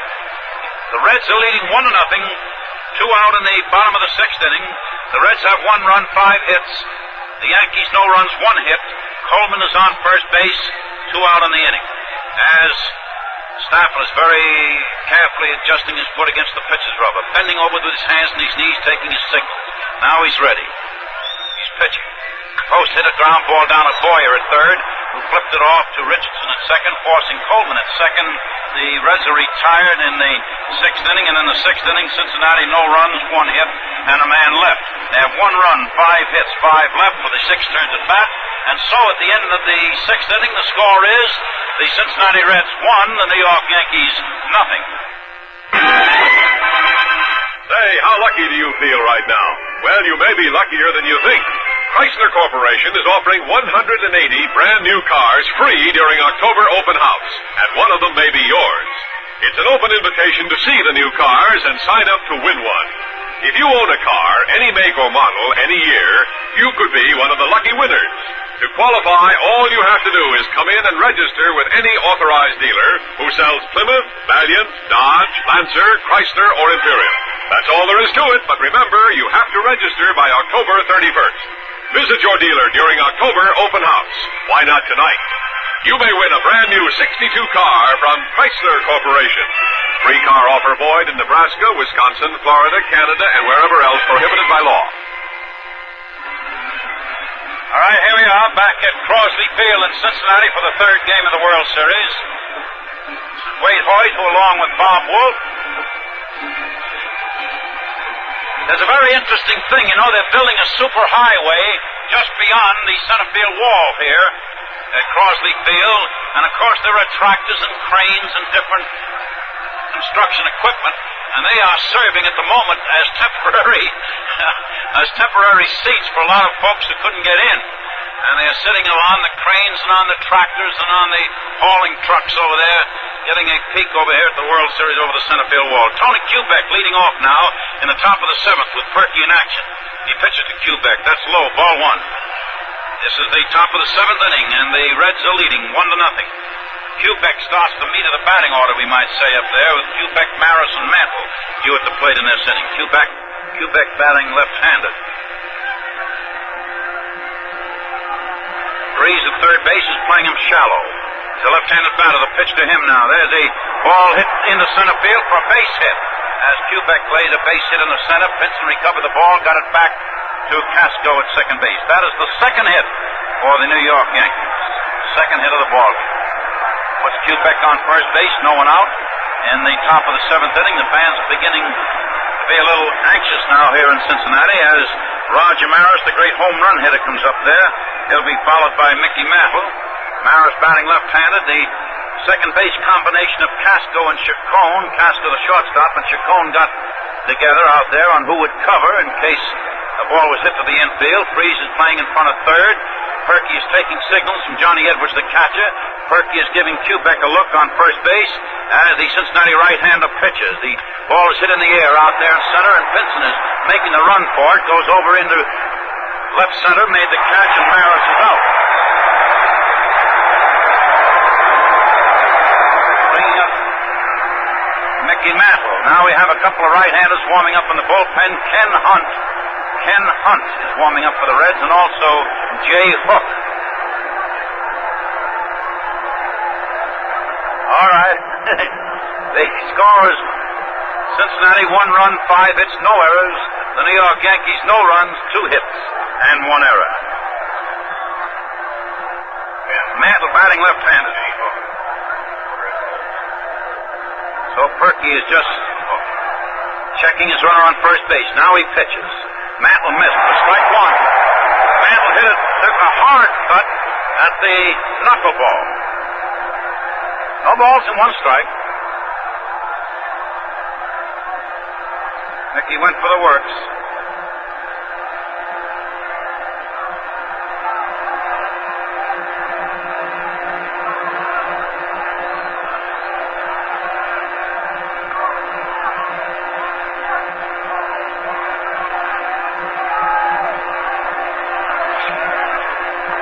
Another pitch. Mantle hit a little foul ball over here toward the Reds bench, but it could not be caught as Edwards slid after the ball and slid right into the Yankee bench, into the Reds bench. He took a tremendous sprint and then slid after the ball, and he slid right down the steps. He didn't hurt himself. He's up on his feet and back in the catcher's box. Tomorrow's pitchers will be the same pitchers who open the series. For the New York Yankees, Whitey Ford. For the Reds, Jim O'Toole.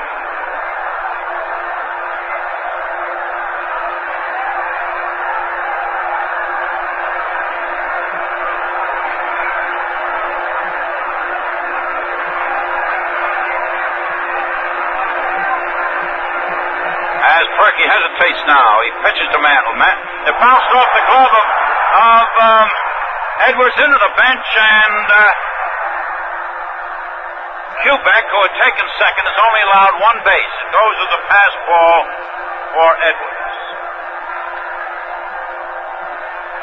Now, you see, before the ball game here, they were talking about, even Edwards said himself, he intended to use the oversized, the king-size catcher's glove to try to catch these knuckleballs, but I see that he must have switched along the line somewhere because he's not using it. 1 ball, 2 strikes, 1 and 2 on Mantle. Kubek on second via the pass ball route. 1 and 2 count on Mantle, batting left-handed, standing right in the center of the batter's box. As Perky hesitates, he pitches again. Mantle struck out.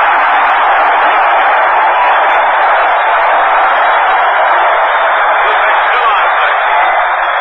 Perky's second strikeout. The score is 1-0. The Cincinnati Reds leading 1-0 with 2 out in the top of the 7th. Coleman is coming over from first base to have a little chat with pitcher Perky. You know, the excitement is so intense and varied here. You know, the Yankees have been in this thing so much that they remind me of sort of Park Avenue business tycoons making another business deal, you know. And they approach it with a sort of a suavity and a metropolitan demeanor. For the Reds, it's like a young man making his first big deal, you know. And they're all really excited. The pitch now to Yogi Berra. That's low. Ball 1. 1 ball, no strikes. 1-0.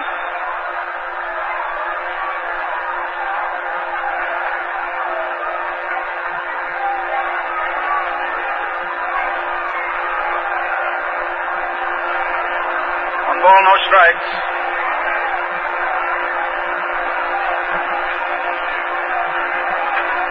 This is the 12th series for Yogi Berra. This is World Series number 12 for him, so he's not exactly short of change. And neither is Grossetti, who has been in 20 of them. Third base coach Berra hit a little lobber out there right field, and Robinson could not get it. The score is tied as Kubek has scored. There was almost a three-way collision between Chacon, Pinson, and Robinson. As a matter of fact, Robinson is down. It was a fly ball single in the right field, and when it's a base hit, Chacon is down. Chacon was brushed by Robinson, knocked off his feet. Trainer Doc Rody of the Cincinnati Reds is jogging out to right field to see if Chacon is all right. But the score is tied as Berra seemingly hit the ball on the handle of the bat. He got a hold of it sufficiently so to drive it as a fly ball in the short right. Chacon went back and even managed to get his glove on the ball. He couldn't have held the ball whatsoever, but he made a nice try. Robinson could not get it either, and it fell in there for a base hit. Kubek scored all the way from second. And the score is tied now at 1-1. The Cincinnati Reds have 1 run and 5 hits. The Yankees 1 run and 3 hits. So the game is tied up. Berra himself is on first base. Well, Perky himself, because of that knuckleball, as I would believe that Hoyt Wilhelm and other knuckleball pitchers throughout baseball have experienced the same thing, of course, that they throw a knuckleball to the plate, and once in a while it bounces off the catcher's glove, and a man on base takes another base and then it results sooner or later in a run. That's happened to Perky quite a few times this season. Matter of fact, Perky struck out Willie Mays, and the ball got by the catcher, rolled all the way to the backstop, and Mays took 2 bases on it. So it is. Everybody's back at their positions now, as everybody seems to be okay. Elston Howard, who doubled in the 5th inning, is up. He has 1 out of 2 for the afternoon so far. So Elston Howard batting right-handed. Perky is leaning forward, taking the signals from Johnny Edwards. Howard has that left side turned in. The pitch to Howard. That's a pitch outside. Ball 1. 1 ball, no strikes. There are 2 men out in the top of the 7th inning here at Crosley Field, the 3rd game of the World Series. Cincinnati Reds have 1 run and 5 hits. The Yankees have 1 run and 3 hits. So it's a tie ball game. As Perky checking his runner, Berra on first base. Now he pitches, and Howard took a strike. He started a swing, and he thought better of it. He took the pitch, and it's called a strike. 1 ball, 1 strike. And he protests mildly to umpire Frank Umont. I might say, from my observation, that the umpires have been doing a very excellent job here during this series. They've been really on the ball, and they've all looked good, calling balls and strikes, and really an excellent job. Umont, Donatelli, Runge, Conlon, Crawford, and Bob Stewart. So Perky fires again. That's a little off the plate outside. 2 balls and a strike, 2-1. All these Yankees are dangerous. Well, all batters are dangerous for that matter. You just simply cannot hold any batter cheaply in any league, in any team. 2 balls and a strike, 2-1. So Perky is hesitating. Now he's pitching. Howard hit a foul. That's up on the roof over there to the right. So it's 2 balls and 2 strikes, 2-2. 2 out. In the top of the 7th inning, the score is tied at 1-1. Perky is preparing another ball out there now. Perky always takes his glove off and puts it under his left arm as he rubs the ball up. Then he has a little mannerism. After he pitches the ball, he always taps his glove with his fist after he throws the ball. 2 balls, 2 strikes, 2-2. As Perky is ready to go again, and now he pitches. Howard fouled it against the backstop. 2 balls, 2 strikes, 2-2. Funny what strange mannerisms you can get in, what strange superstitions you can become part of you. For instance, when I was pitching, I could never step on the foul line, coming in or going from the pitcher's mound and going back to it. I always put my glove a certain way, face down or a palm downward, see? 2 balls, 2 strikes. Perky taking the sign again from Edwards, and Bob's bracing himself, ready to pitch. He does. That's a high fly ball. That's moving down there by the third base line in the foul territory. Freeze has it outside the line. You never know here whether they're going to blow back foul. And you must pause a moment. So in the seventh inning, the New York Yankees came back with 1 run, 2 hits, and a man left on. The Yankees have 1 run, 3 hits, and 2 men left on base. And so, at the end of 6 1/2 innings, the score is New York 1, the Cincinnati Reds 1. High performance in a popular price range. The new Chrysler 300, a full-size Chrysler, not a junior edition. There's nothing humdrum about this one. It's all live car. The big V8 engines range from the standard 305 to the high-performance 380 horsepower. Acceleration is up for safety in passing, yet gas consumption is down. High performance in a car that looks like high performance. It's clean and crisp with a simplicity that makes sense. See the Chrysler 300, a high-performance sports series in a popular price range. One of the live new cars from Chrysler Corporation. And it's simply beautiful. Looks like it's gonna be a Chrysler year. See your Chrysler dealer during October open house. Lead off the bottom of the 7th inning, and the score is 1-1. The Yankees with 1 run, 3 hits. The Cincinnati Reds, 1 run, 5 hits. The Yankees have made 1 error. The Reds have made none.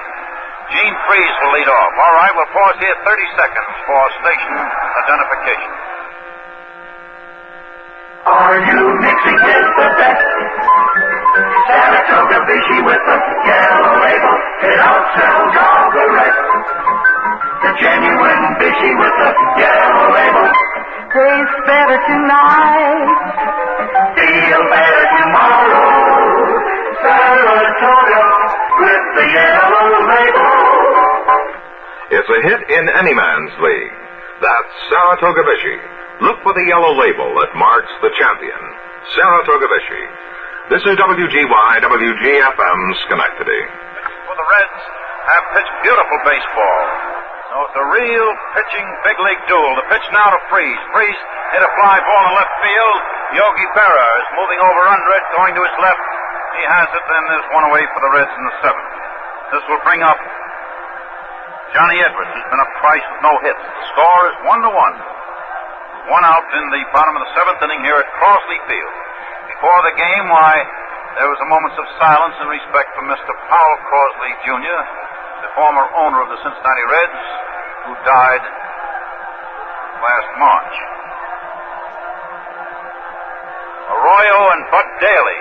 Louis Arroyo and Bud Daly are warming up in the Yankee bullpen. The pitch now to Edwards. Edwards drove the ball in right field, and that's the base hit. Edwards is going to try for 2. The throw is coming in, and he slid in there safely with a 2-base hit. Maris made a nice throw. His throw was nice. Back to second base, but Edwards beat it.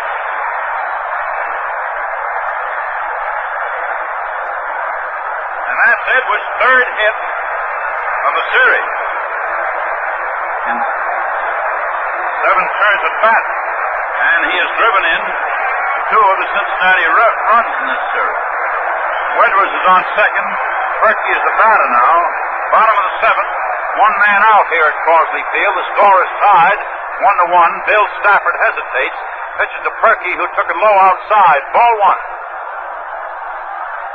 Now, of course, it would be rather difficult for Edwards to score if a single is made, as the outfield is playing very shallow. The Yankee outfielders, Berra, Mantle, and Maris, are playing very shallow.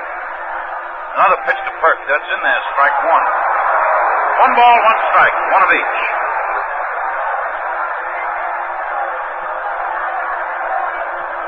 So Stafford, the right-hander, bending over, hands on his knees again, taking the signals. Now he fires. Perky took the curveball a little off the plate, according to Umont, and it's ball 2 and strike 1.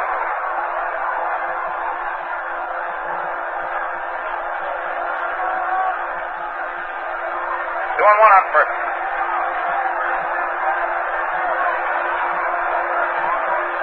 Stafford delivers again. Perky grounded a foul against the box seats alongside of third. 2 balls and 2 strikes. Stafford, the right-hander pitching for the Yankees, is 6 feet 1 inch tall. Perky, pitching for the Reds, is 6'2". He's the batter at the moment. Don Flashingame is throwing down on the bullpen, which leads us to suspect that perhaps he may put in a pinch hitter for Chacon, or that either Chacon may have been injured a bit when he bumped into Robinson and Wright. But the pitch now to Perky, he took a cut and he missed for strike 3. Now let's see, Chacon is the next batter. He's out on the batting circle. And Jerry Lynch, who made a name for himself in the National League this year as a pinch hitter, is going to the plate, going to bat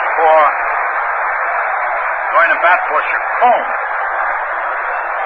Jerry Lynch, his batting average during the season, 317.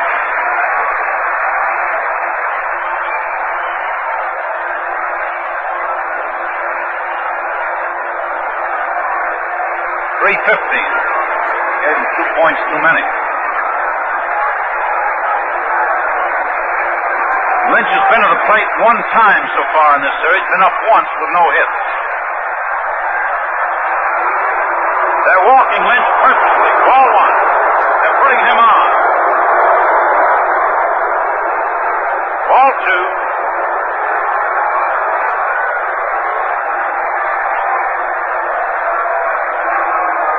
Ball 3.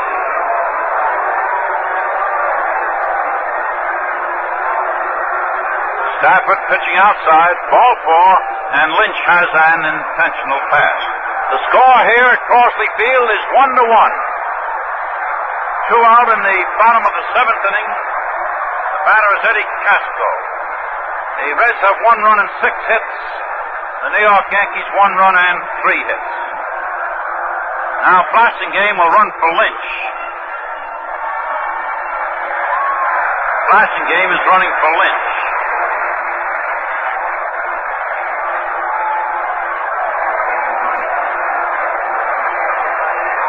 The batter Eddie Casco with 1 hit in 3 turns.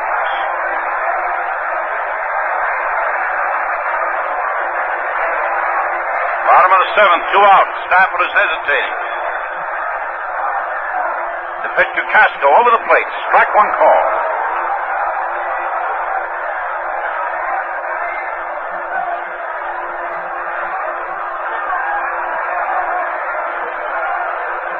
Stafford is hesitating again, checking his runners, hands on his knees. Now he's ready. Here it comes.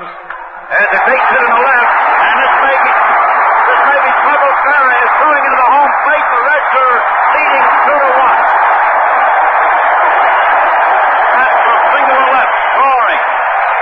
Edwards. The Reds now have 2 runs, 7 hits, no errors. The New York Yankees 1 run, 3 hits, and 1 error.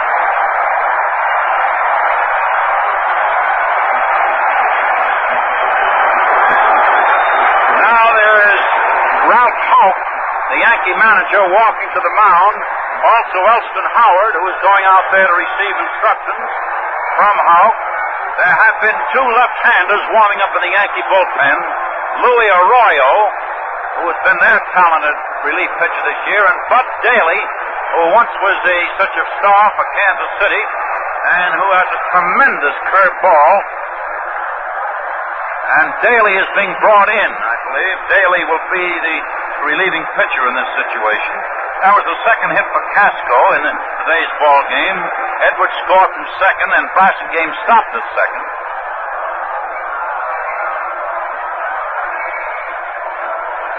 Casco's on first, and now Daly is the batter. They brought him in the pitch especially to Pinson, the left-handed batter coming up next. So this is Bud Daly. Now, I would say that Bill Stafford pitched fine ball. He certainly has nothing, naturally any pitcher will feel a little bad if he leaves the game behind when his team is losing, but nevertheless he shouldn't feel ashamed of anything. He pitched real nice baseball for the New York Yankees.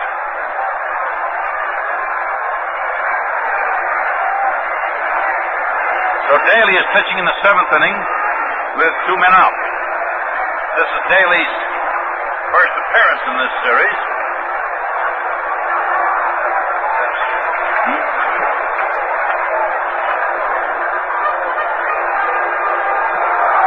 So Bud Daly, and he has a tremendous curved ball. He was very effective in the All-Star game a couple of years ago.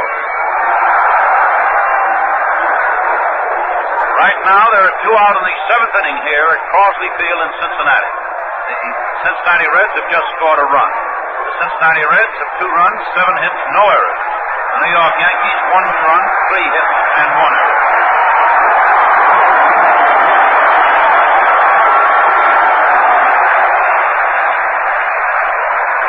So Bud Daly, the left-hander pitching, Vada Pinson up at the plate. Bud Daly for the Yankees was in 40 games this year.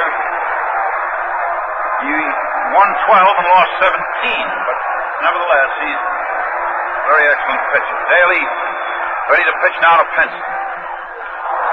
Foul ball. Pinson reached out, tried to hit the curve, and he just rolled it to the backstop. No balls, 1 strike.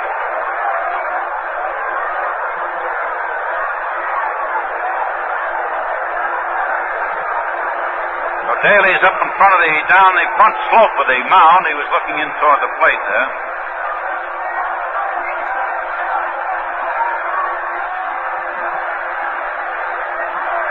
Daly's taking the signs from Elston Howard. And the left-hander is pausing. Said nods his head okay. He has the signal. He agrees with the catcher. Ready to pitch. He throws. Pinson hitting a ball in right field, but foul. It started out fair enough.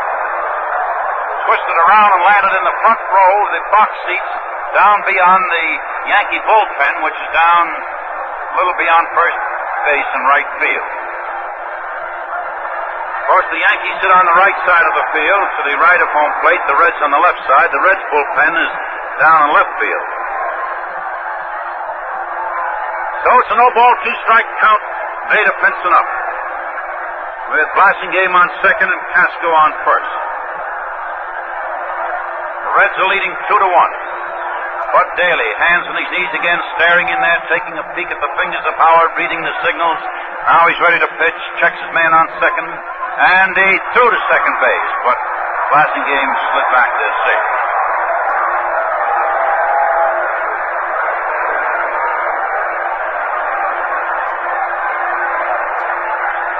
As he pitched now to Pinson, he hit a fly ball in right field. Roger Maris went over after it toward the foul line, made the catch, and Pinson is out. So the Reds scored a run to put them back in the lead in the 7th inning. 1 run, 2 hits, 2 men left on. The Reds have 2 runs, 7 hits, 7 men left on base. And so at the end of the 7th inning, the score is the Cincinnati Reds 2, the New York Yankees 1. You know, the only thing more exciting than the World Series is your first look at the new cars. And this year, Chrysler Corporation makes it more exciting than ever. 180 brand new cars are offered free during October open house. One of them could be yours. 30 Imperials, 30 Chryslers, 30 Dodge Darts, 30 Lancers, 30 Plymouths, and 30 Valiants. If you own a car, any make or model, any year, all you have to do to qualify is stop in and register with any authorized Plymouth, Valiant, Dodge, Lancer, Chrysler, or Imperial dealer. But this is important. You must register during October open house, and that ends October 31st. Why not see your dealer tonight? Free car offer void in Nebraska, Wisconsin, Florida, Canada, and wherever else prohibited by law. The Yankees have been unfortunate walking batters intentionally. In the second game the other day, they walked Freese twice, and Edwards came through twice with 2 hits to score runs. Well, the succeeding batter, Lynch, today, didn't get a chance to swing as he was walked intentionally, but then Casco came through with the base hit, so it's worked against the Yankees. Now we're going into the top of the 8th inning here at Crosley Field. The batter is Moose Skowron, the right-handed batter. He's been up twice, no hits. The score is 2-1 with the Reds leading. Blasingame playing at second base in the 8th inning now as Perky's in action. He pitches. That's inside, ball 1. So the Cincinnati infield Freeze at third, Casco at short, Blasingame at second, Coleman at first, Post in left, Pinson in center, Robinson to right, Perky pitching, Edwards catching. And this is Wade Hoyt, who along with Bob Wolf is with you today. As Perky in action again, he pitches, and there's a foul ball, but that's twisting around into the box seats alongside of third. 1 ball, 1 strike. That landed in the aisle down there beyond third. 1 ball, 1 strike. So the Reds have their 2 relief aces down in the bullpen now. Bill Henry, the left-hander, and Jim Brosnan, the right-hander. And Louis Arroyo continues to warm up for the Yankees down in their bullpen in right field. The pitcher is due at the plate third in this inning for the Yankees. So Perky winding again, pitching. As a ball hit back to Perky. He grabbed it, threw to first. 1 out in the 8th inning. The score is the Cincinnati Reds 2, the New York Yankees 1. The Reds have 2 runs, 7 hits, no errors. The Yankees have 1 run, 3 hits, and 1 error. So Clete Boyer is the batter, the third baseman, the fellow who made such brilliant plays in New York City. Batting right-handed.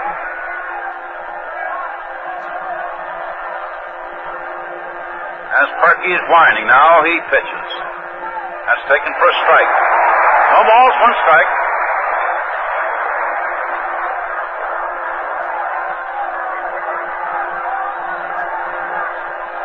Freeze is playing a little close to the line now down at third, trying to block off anything that might look like an extra base hit along the line, down alongside of third base. The Reds are shading Boyer a little left field. Now the pitch to him, he took high. That's 1 ball, 1 strike. Now, that evidently was one of those butterfly knucklers, as Boyer snapped his head around much as a fighter might if you were taking a quick jab at his head as he pulled his head to the side a little bit. 1 ball, 1 strike. 1-1 on Boyer.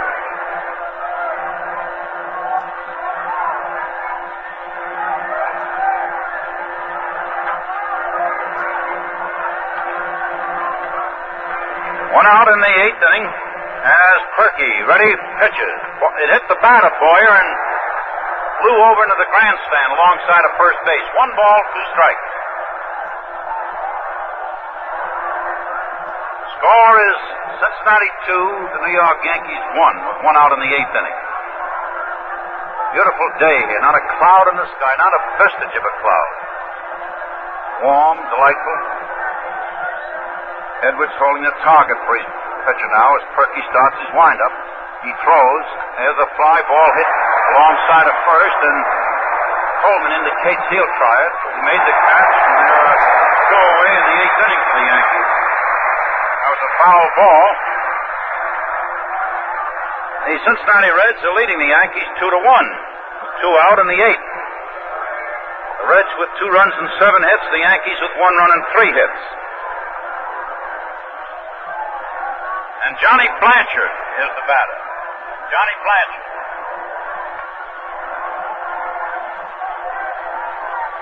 Blanchard in this season batted .305. He has no average in the series so far. Played right field in the second game. Batting left-handed. There's a ball hit in the air out in right field. Robinson is moving up toward the fence, and it goes in for a home run, a pinch hit home run for Johnny Blanchard, who is making the tour around the bases, just turning at second. Now, there's another homer for the Yankees, and that puts the score at 2-2. The Yankees with 2 runs, 4 hits, and the Reds with 2 runs and 7 hits. And all the Yankees on the Yankee bench over there to the right greeted Blanchard, of course, when he came to the plate. That's Blanchard's first World Series home run, by the way. His first hit of the series, and it tied the score. This brings up the top of the batting order in Richardson. Richardson has been 3 times to the plate, no hits.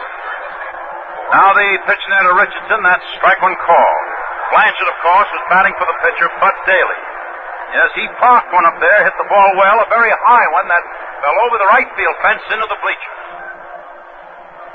Robinson backed up as far as he could, took a leap at the ball, but there was no possibility.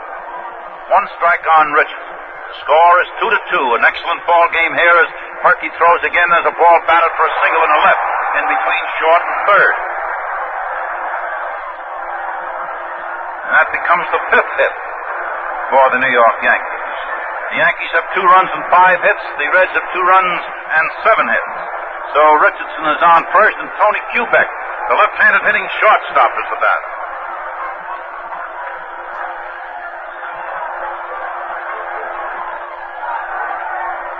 The home run by Blanchard was the 4th in this series by the Yankees. Richardson on first. Perky hesitates. There goes Richardson. He throws to second, and the man is the ball went into center field, but is picked up quickly by Pinson. A stolen base by Richardson. Richardson has stolen second. You see, there's no doubt but what a fellow like Ralph Houk, the manager of the Yankees, would try to get that run that could put the Yankees ahead to second base, and doubly so because of the fact that Perky throws so many knuckleballs, which are very difficult for the catcher to handle. And there's some doubt and element as to whether now there's a little hassle at the home plate. They're not bitter, but at any rate, they are questioning the umpire as I guess they're trying. I don't know what they're trying to say. It may be that Kubek.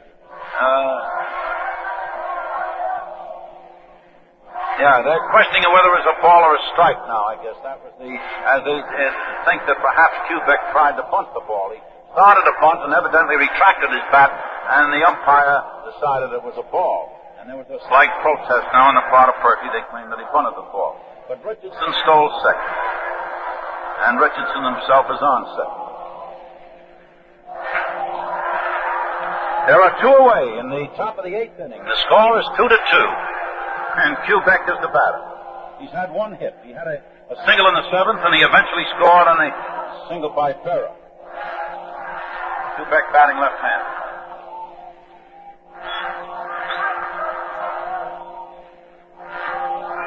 So Perky pitches now. That's too low inside, and Edwards walked after the ball on his knees.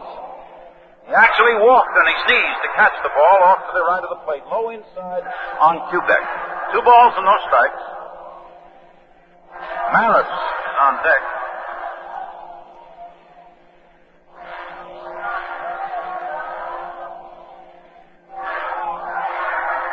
Score 2-2. 2-2 ball game here now. 2 out in the 8th at Crosley Field. 3rd game of the World Series. So Perky pauses. Now he pitches. There's a ball hit in the air out in right center. And there comes Pinson, there comes Robinson, and Pinson caught the ball. Pinson went down with it to get under the sun so as he could get his vision straightened out there. He made the catch, but in the 8th inning, the Yankees tied the score with 1 run, 2 hits, and had a man left on. The Yankees 2 runs, 5 hits, 3 men left on base. And so at the end of 7.5 innings, the score is the New York Yankees 2, the Cincinnati Reds 2.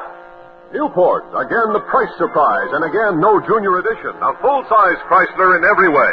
There's full-size luxury with richly finished interiors and exteriors. Full-size comfort with a 122-inch wheelbase, stretch-out room for 6. And full-size power with a Husky 361 cubic inch engine that does its best on regular gas. And with Newport, you'll get better acceleration and use less gas. The price surprise, Newport, one of the live new cars from Chrysler Corporation, suggested retail price only $2,964 plus destination charges. And they're simply beautiful.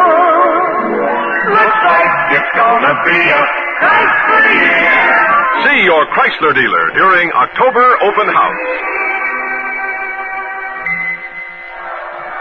Well, Louis Arroyo, A-R-R-O-Y-O is the pitcher for the Yankees. In the bottom half of the 8th inning with the score tied 2-2. And of course you know that Arroyo was once a Cincinnati Red for a very brief period. He was also, of course, a Pittsburgh Pirate and at another time a St. Louis Cardinal. Robinson will be the first batter to face him. Robinson drove in one of the 2 Reds with a double. one of the two runs. He had a double in the third. This season, pitching for the Yankees, Arroyo, of course, was a very fine pitcher, winning 15 and losing 5. Third in pitching average in the league. He pitched now to Robinson. Robinson struck hard and he missed. Strike one. And the Yankees have Demestri in infield. Wait a minute, just a moment here. Renner, I believe it is. Renner. They have Renner forming up and also Shelf.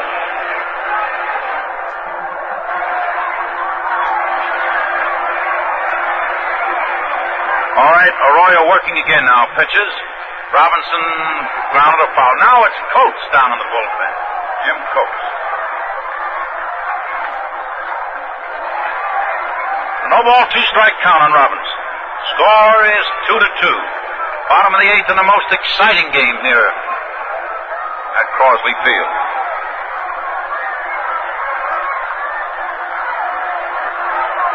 The Yankees are playing Robinson dead left field. Shifted right field behind first base, pretty wide open.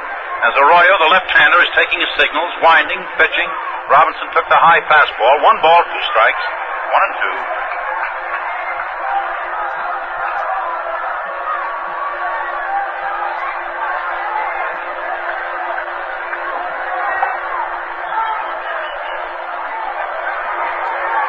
Arroyo is in action again. He pitches.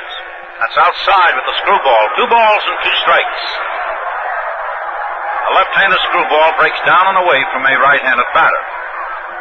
2-2. The score is 2-2. The Yankees 2, the Reds 2. No one out in the bottom half of the 8th inning. Berra has moved up at the base of the terrace in left field. Mickey Mantle, the center fielder, is in left center at the base of the terrace. As Arroyo is standing there, chunky little fellow, standing there, left-hander, ready to go now. Here he comes. Robinson fouled it against the backstop. 2 balls, 2 strikes, 2-2.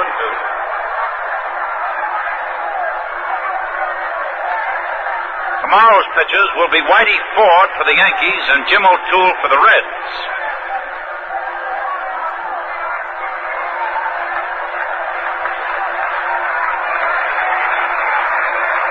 Arroyo hesitates. Here he comes. That's outside. That brings it up to 3-2. A 3-2 count on Robinson. No one out the bottom of the 8th inning. Score 2-2. The official paid attendance today, officially paid here at Crosley Field, 32,589. The official paid attendance, 32,589. Arroyo stands stationary, taking his signs from Howard. Now he's ready. The left-hander pitches. Robinson struck out. Quick cut and miss.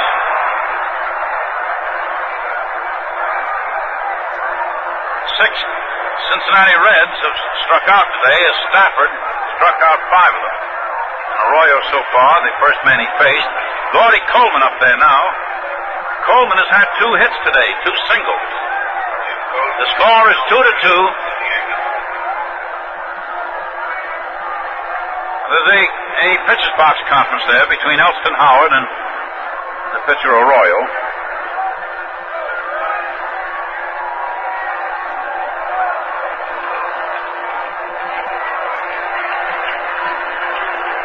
You know, with the score tied at the moment, why, Louis Arroyo has taken over the responsibility for the win or the loss.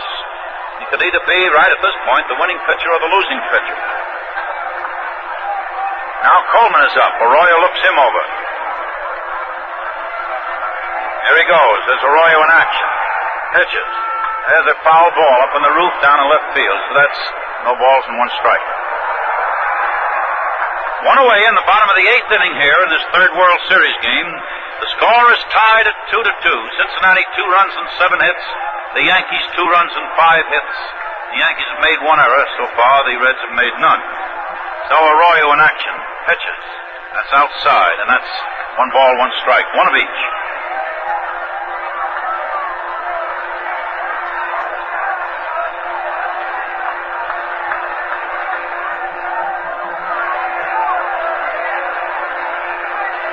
Clete Boyer at third. Well, the pitch now to Coleman is strike 2. 1 ball, 2 strikes. The fastball in there. Boyer, the third baseman, is playing off the bag over towards shortstop somewhat. Kubek, the shortstop, has moved over towards second. Richardson, the second baseman, is playing a normal second. Skowron, normally in position at first, but he's playing deep. Berra, the left fielder, is playing in left center.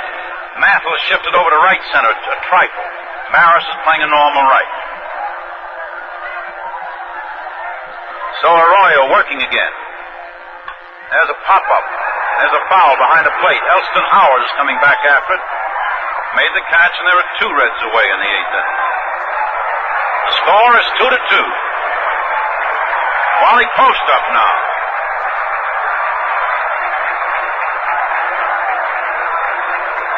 Post batting right-handed, started the game with a World Series batting average of .429. He had 3 hits and 7 turns. Today as yet, Post has not had a hit. There have been 7 Cincinnati hits distributed, 1 to Chacon, 2 to Casco, a double by Robinson, 2 singles by Coleman, and a double by Johnny Edwards, the catcher. As the pitch now to Post. Post grounded a foul off to the right of the plate, strike 1. The Yankee hitters so far, Richardson, a single. Kubek, a single. Maris, Mantle, well, no hits as yet. Berra had a single. Howard a double. And, of course, the all-important blow is that home run by Johnny Blanchard with 2 out in the 8th inning, which tied the score at 2-2, and it still remains at 2-2. Arroyo pitching again. Post missed the breaking ball. No balls, 2 strikes. That was either a curve or a screwball. Difficult to see from here. We call it a breaking ball when we're just not positive of what it is. 0-2.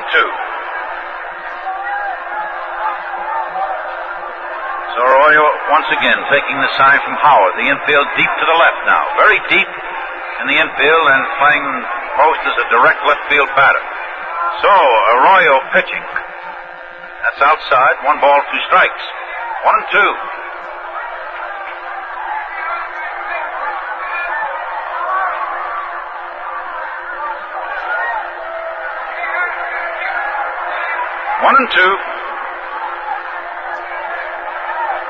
Arroyo bends forward, taking the signals. Now he's winding, pitching.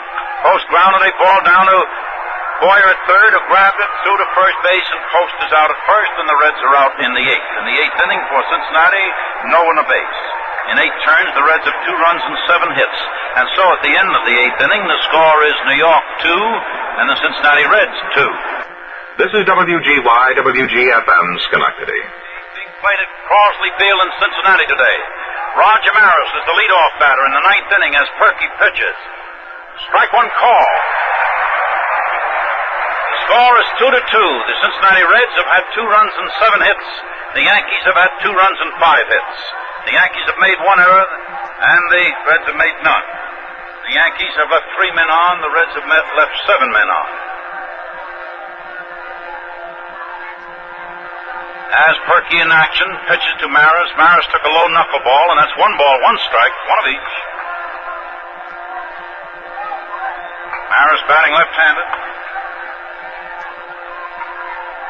1-1, they're playing Maris at dead right field. Hitter Pinson is up on the terrace in center. You fans unacquainted with Crosley Field, that's an incline that starts 25 feet short of the fences and rises gradually, a distance of about 7 feet in the air. Another pitch now to Maris. That's high inside. 2 balls and a strike. 2-1. 2 balls, 1 strike. Frankie Crosetti is coaching at third base. Wally Moses at first base. Wally Moses was a Cincinnati batting coach in 1960. So Perky ready to go. Now he pitches. There's a ball hit out in right field, and there goes the home run for Roger Maris. His first hit of the series, and it's a home run. And the 6th home run hit by the Yankees in this World Series. Maris' first hit of the series. As he tagged one up in the right field seats, making the tour around the bases, just crossed the plate to receive a handshake by Mickey Mantle. And the Yankees are leading 3-2. That was the Yankees' 6th hit. They have 3 runs and 6 hits. The Reds have 2 runs and 7 hits. This is Mickey Mantle batting now, following Maris.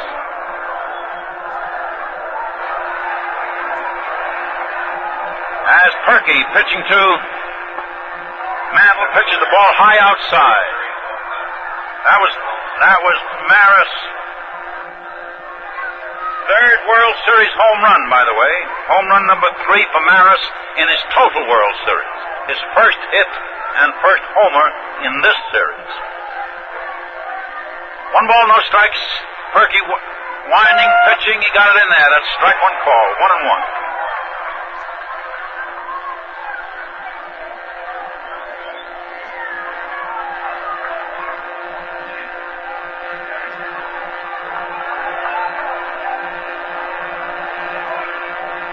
One ball, 1 strike.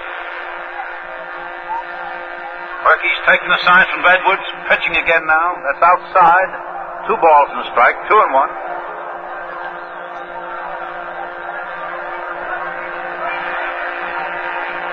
For Mickey Mantle, the Cincinnati Reds play way around toward right field. With Freeze off at 3rd, Casco, the shortstop, almost behind 2nd. Blasingame is playing a normal 2nd, more or less. Coleman along the line behind 1st. There's a strike. Perky got it in there, and Mantle took a tremendous ripple at the pitch, and he missed. Went all the way around with all his power. 2 balls and 2 strikes. Wally Post, the left fielder, is playing over in front of the scoreboard. That's in left center field. Pinson is playing more or less on a dead line from the home plate. He hasn't shifted a great deal. Robinson is up on the terrace in right field. Henry and Brosnan are warming up for the Reds down in their bullpen. Another pitch to Mantle. That's just off the plate. That's 3 balls and 2 strikes. 3-2. There is no one out in the top of the 9th inning here. The Yankees are leading the Reds 3-2 by virtues of 2 home runs in the 8th and 9th innings. Blanchard's home run tied the score in the 8th. Maris' home run in the 9th put the Yankees ahead 3-2. The Reds were leading 2-1 going into the top of the 8th inning. The pitch now to Mantle. Took a cut and he missed for strike 3. So Mantle struck out. Perky's 3rd strikeout, by the way. With Yogi Berra coming up. Yogi walked in the 2nd. He struck out in the 5th. Then he hit a fly ball single in the right field in the 7th to drive in Kubek, who had singled earlier in the inning with the Yankees' first run. So the Yankees have scored 1 run in each of the 7th, 8th, and 9th innings. And the Yankees are leading in this game for the first time. Yogi Berra batting left-handed as Perky bending over, way over, arms dangling almost to the ground, ready to pitch now. He does. He throws to Berra. That's called the ball outside. Ball 1.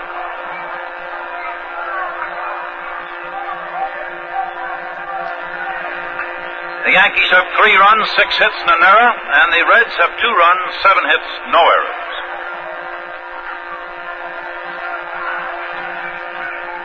As Perky working again, throwing. That's inside. That's 2 balls, no strikes, 2-0 on Berra. Time is called as a ball got loose from the Reds bullpen and rolled out on the playing field in left field. 2 balls, no strikes.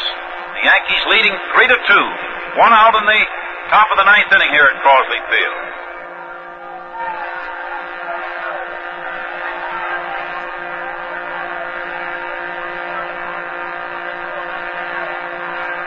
So Perky pitches again. The ball is bounced foul down past Wally Moses. That's 2 balls and 1 strike.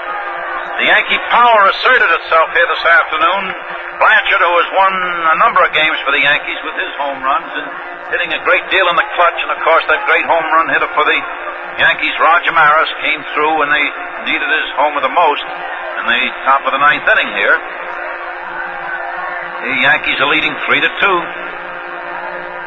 1 out in the 9th. Perky pitching to Berra. Berra took a cut and he rolled a foul at the backstop. 2 balls, 2 strikes. 2-2.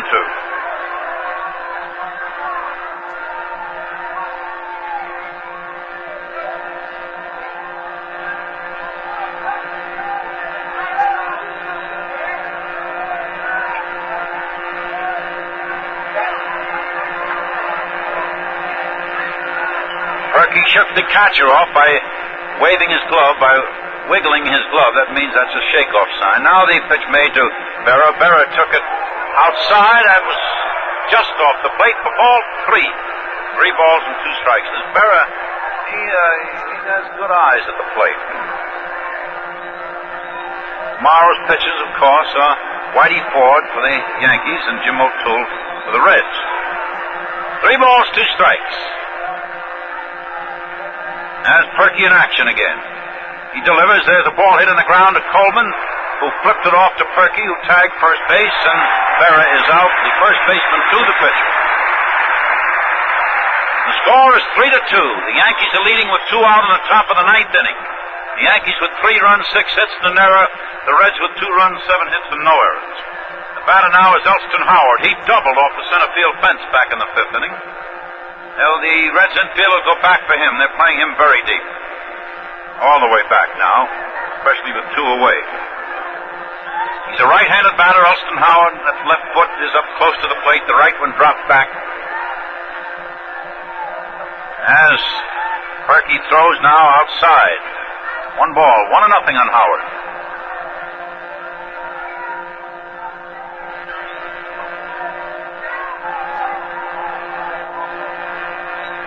One ball, no strikes. Perky's bending forward, getting his signals again. Here he goes. He pitches. Strike 1. Foul tip, that one. 1 ball, 1 strike.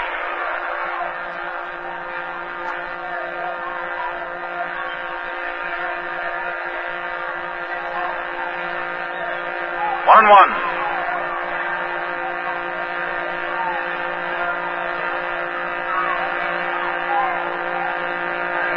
Perky's taking signals again. He's winding, twisting around, throwing. Strike 2. Howard chased a low knuckleball. 1 ball, 2 strikes. 1-2. I would say for the most part that great part that this boy Edwards so far has been handling those knuckleballs of Perky pretty deftly. I mean, he's done a good job on that.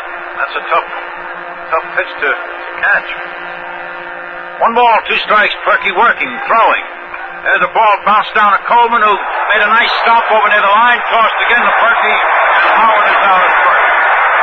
So in the 9th inning, the Yankees grabbed the lead on that home run by Roger Maris. The Yankees had in that inning 1 run, 1 hit, no one left on. They have 3 runs, 6 hits, and 3 left on to show for 9 turns at bat. And the score right here, the New York Yankees have 3 runs, 6 hits, and 1 error. The Cincinnati Reds, 2 runs, 7 hits, no errors. And now the Reds are faced with a tremendous task. The bottom end of their batting order coming up. The bottom end coming up in Freese, Edwards, and Perky. Consequently, there'll probably be some pinch hitters along the line here. And it will be perhaps Cardenas, who may bat for Edwards, or Perky, one or the other. So we may see some pinch hitters with Gurnett and those fellows coming up now.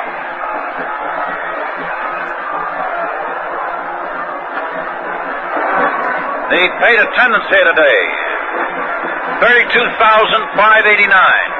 32,589. So Louis Arroyo, the Yankee expert relief pitcher, the left-hander, is taking a few warm-up throws. The Yankee bullpen has a couple of right-handers warming up.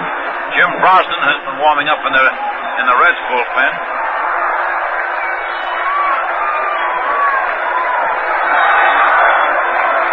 So Gene Freese is just scraping at the dirt. The umpire is dusting off the plate. The last of the 9th inning here at Crosley Field is about to start, with the Yankees leading 3-2. The Yankees have 3 runs and 6 hits. The Reds have 2 runs and 7 hits.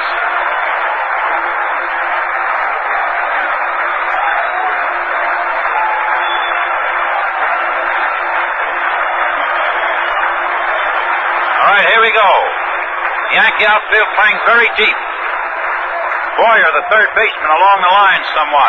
The pitch now to Freese. Freese fouled the ball. He hit a sort of a half-line drive into the box seats down in left field.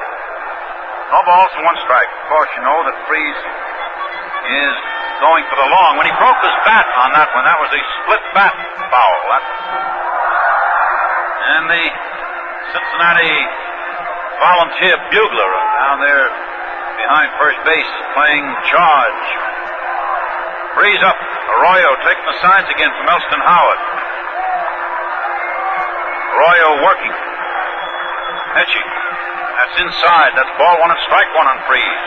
1-1. Freeze has had not a hit today. He walked in the second. He flied out to left in the fourth. He flied out to left again in the seventh. The left fielder is Berra. He flied out to Yogi a couple of times. Arroyo pitching. Freeze hit a fly ball out in left field, but there's another foul ball, and that's into the grandstand again, and there's another broken bat. So with two swings, Freeze has broken two bats. 1 ball, 2 strikes. The Yankees have 3 runs and 6 hits. The Cincinnati Reds 2 runs and 7 hits. The Reds were leading until the 8th inning when a home run by Blanchard tied the score, and then a home run by Roger Maris leading off the 9th inning put the Yankees out in front 3-2. So Arroyo is checking with his catcher again. Mantle up on the terrace and is in left center. Arroyo pitching. There's a ball bounced foul. It's rolled into the Cincinnati bench over there to the left. 1 ball and 2 strikes. They're giving Freeze pretty much of center field. They're not covering that territory so much because they are confident that Freeze is trying to hit the ball off that screening atop the left field wall. Another pitch. Strike 3 is through the fastball, and Freeze took a cut and struck out. That's Arroyo's second strikeout. And 7 Cincinnati Reds have struck out today. The starting pitcher, Bill Stafford, struck out 5 Cincinnati Reds. Arroyo has fanned 2. Now the batter will be Leo Cardenas. Cardenas is the batter.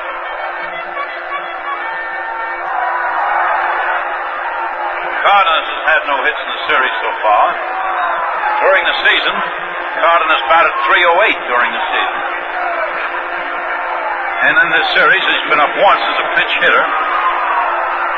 The pitch to him now is low, ball 1. The New York Yankees, with 1 out in the bottom of the 9th, have 3 runs, 6 hits, and an error. The Cincinnati Reds have 2 runs, 7 hits, no errors. As Arroyo pitches, there's a ball driven out in deep left center, and it hit the scoreboard, and Cardenas has a 2-base hit. That ball curved around. It started for the flagpole, and had it not curved, it would have been over the center field fence. But the ball started a curve. It was aimed dead at the flagpole in left center at the 383-foot mark, and had it not curved, it would have gone over. But there's a 2-base hit for Cardenas as a pinch hitter, and it puts the tying run for the Reds on second base. The New York Yankees are leading 3-2 with 1 out in the bottom of the 9th inning, and Dick Gurnett is at the plate. He's been up once in this series, and it was on Gurnett that Boyer made that very brilliant stop. Gus Bell is on deck.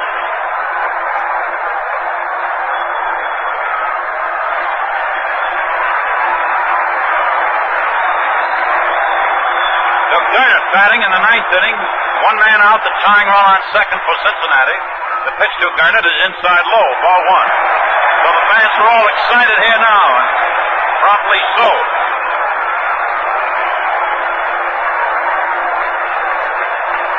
Cardenas on second base. The Yankee outfield playing Gurnett as a dead left field hitter. The infield deep to the left. Another pitch to Gurnett. Gurnett took it outside low. 2 balls and no strikes.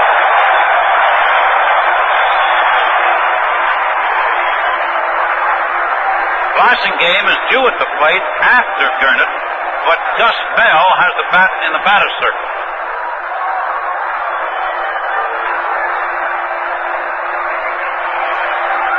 This is 1 out in the bottom of the 9th inning. The pitch down to Gurnett. Gurnett grounded a foul down to Otero, coaching at third base. With one out in the bottom of the ninth inning, the New York Yankees have 3 runs, 6 hits, and an error. The Cincinnati Reds, 2 runs, 8 hits, and no errors.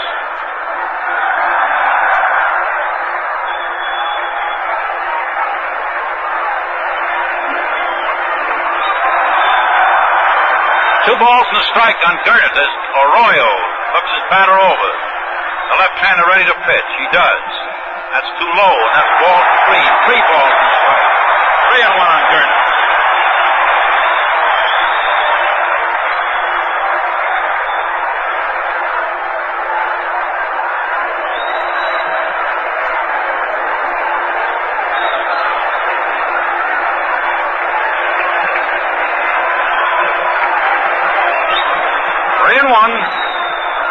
Arroyo studying his batter now.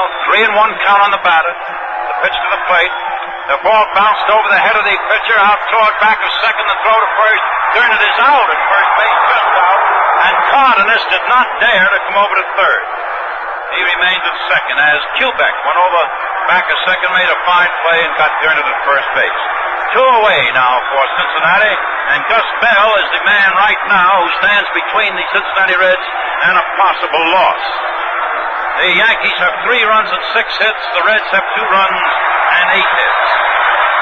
Gus Bell is the batter, batting for Blasingame.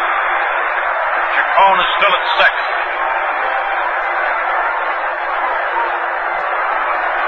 This is Bell's first time at bat in the series.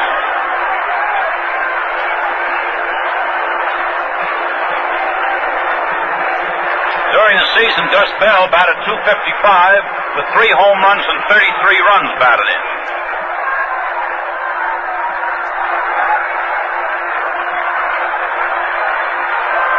Bell batting left-handed.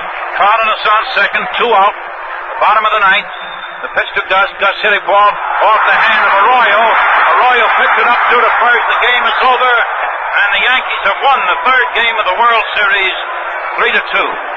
And so the final score is the New York Yankees, 3 runs, 6 hits, 1 error. The Cincinnati Reds, 2 runs, 8 hits, and no errors.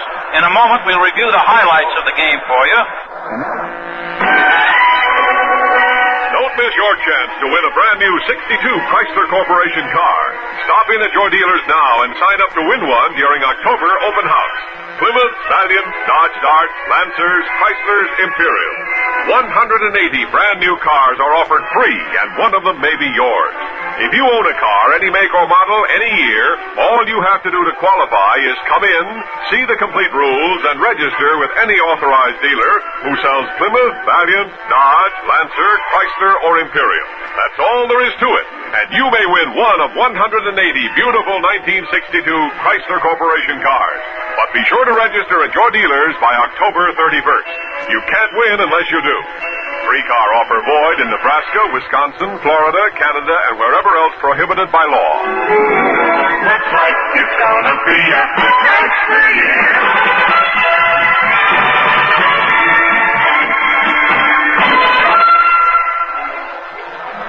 And now Bob Wolf will review the highlights of the game for you. Right, Wade. And there are some strange and unusual proceedings in this afternoon's thriller all the way. Strange but true is the fact that Roger Maris, with his first hit of the series, won the ball game for the New York Yankees with a 9th-inning homer. They give the Yankees their 3-2 victory. And also, unusual and certainly exciting to all the fans is the fact that Cardenas almost tied the ball game with a long blast which was high up off the scoreboard. It started out as it was going over that 18-foot wall, but it curved and hit up, let's say about 48 feet or 50 feet up against that 55-foot scoreboard and toppled down into play, and Cardenas ended up with a 2-base hit. That was close, but not quite close enough, as the Yankees once again used their home run strength first to tie the ball game with a Blanchett pinch hit home run, and then Maris, who had gone 0 for 10 in the series, and in the seventh that hit the ball to the infield for the first time, showed that he was now drawing a bead on those right field seats by coming up in the ninth and putting one up into the sun deck for the home run which won the ball game 3-2. It made a winning pitcher out of Louis Arroyo in relief, and it was a heartbreaking loss for Bob Perky. Arroyo had been preceded by Stafford, who started, and Daly, who came on in the seventh, Arroyo in the eighth, and Perky was the loser. Another well-pitched ball game by both sides, and perhaps one might note that the New York Yankees now have a total of 7 runs in the series, and with a total of 7 lead 2 games to 1. So they've had maximum use out of their runs. And all of their runs so far in the series, except one this afternoon, the result of home runs. Here's how the scoring went today. In the ball game, the first run went to Cincinnati. That came in the bottom half of the third inning. It came with Elio Chacon, who's been one of the standouts, coming up with a bunt single. The throw by Stafford was wild past first base, and Chacon moved on to second. He moved over to third on Pinson's groundout and scored on Robinson's blast, which was up against the base of the wall in deep left field, driving in the first run for Cincinnati this afternoon. So the Reds led 1-0 at the end of the third, but the Yankees came back to tie it in the top of the seventh. Kubek led off the inning with a single move to second on a pass ball, and then Ferris sent a ball into short, right field. Chacon went racing back. Robinson came in. Chacon just barely did get his glove on it. Robinson was coming in. Chacon tumbled to the ground as Kubek came over to score on the base hit to make it a 1-1 ball game.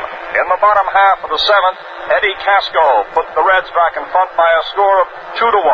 And incidentally, 3 times now the Yankees have given up intentional walks. 3 times it's backfired. Twice in New York Thursday when Gene Freese was walked to get to Johnny Edwards. Today when left-hander pinch hitter Jerry Lynch was walked to get to right-hander Casco.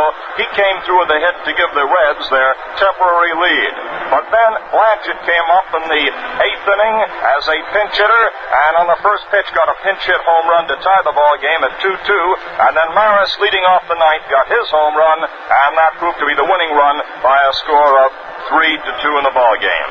So that's the story, and tomorrow will be Whitey Ford against Jim O'Toole as the excitement continues then. That wraps up the third 1961 World Series game. Our engineer has been Harry Alexander. Our producer, Len Dillon. And now this is Bob Wolf speaking for Wade Hoyt.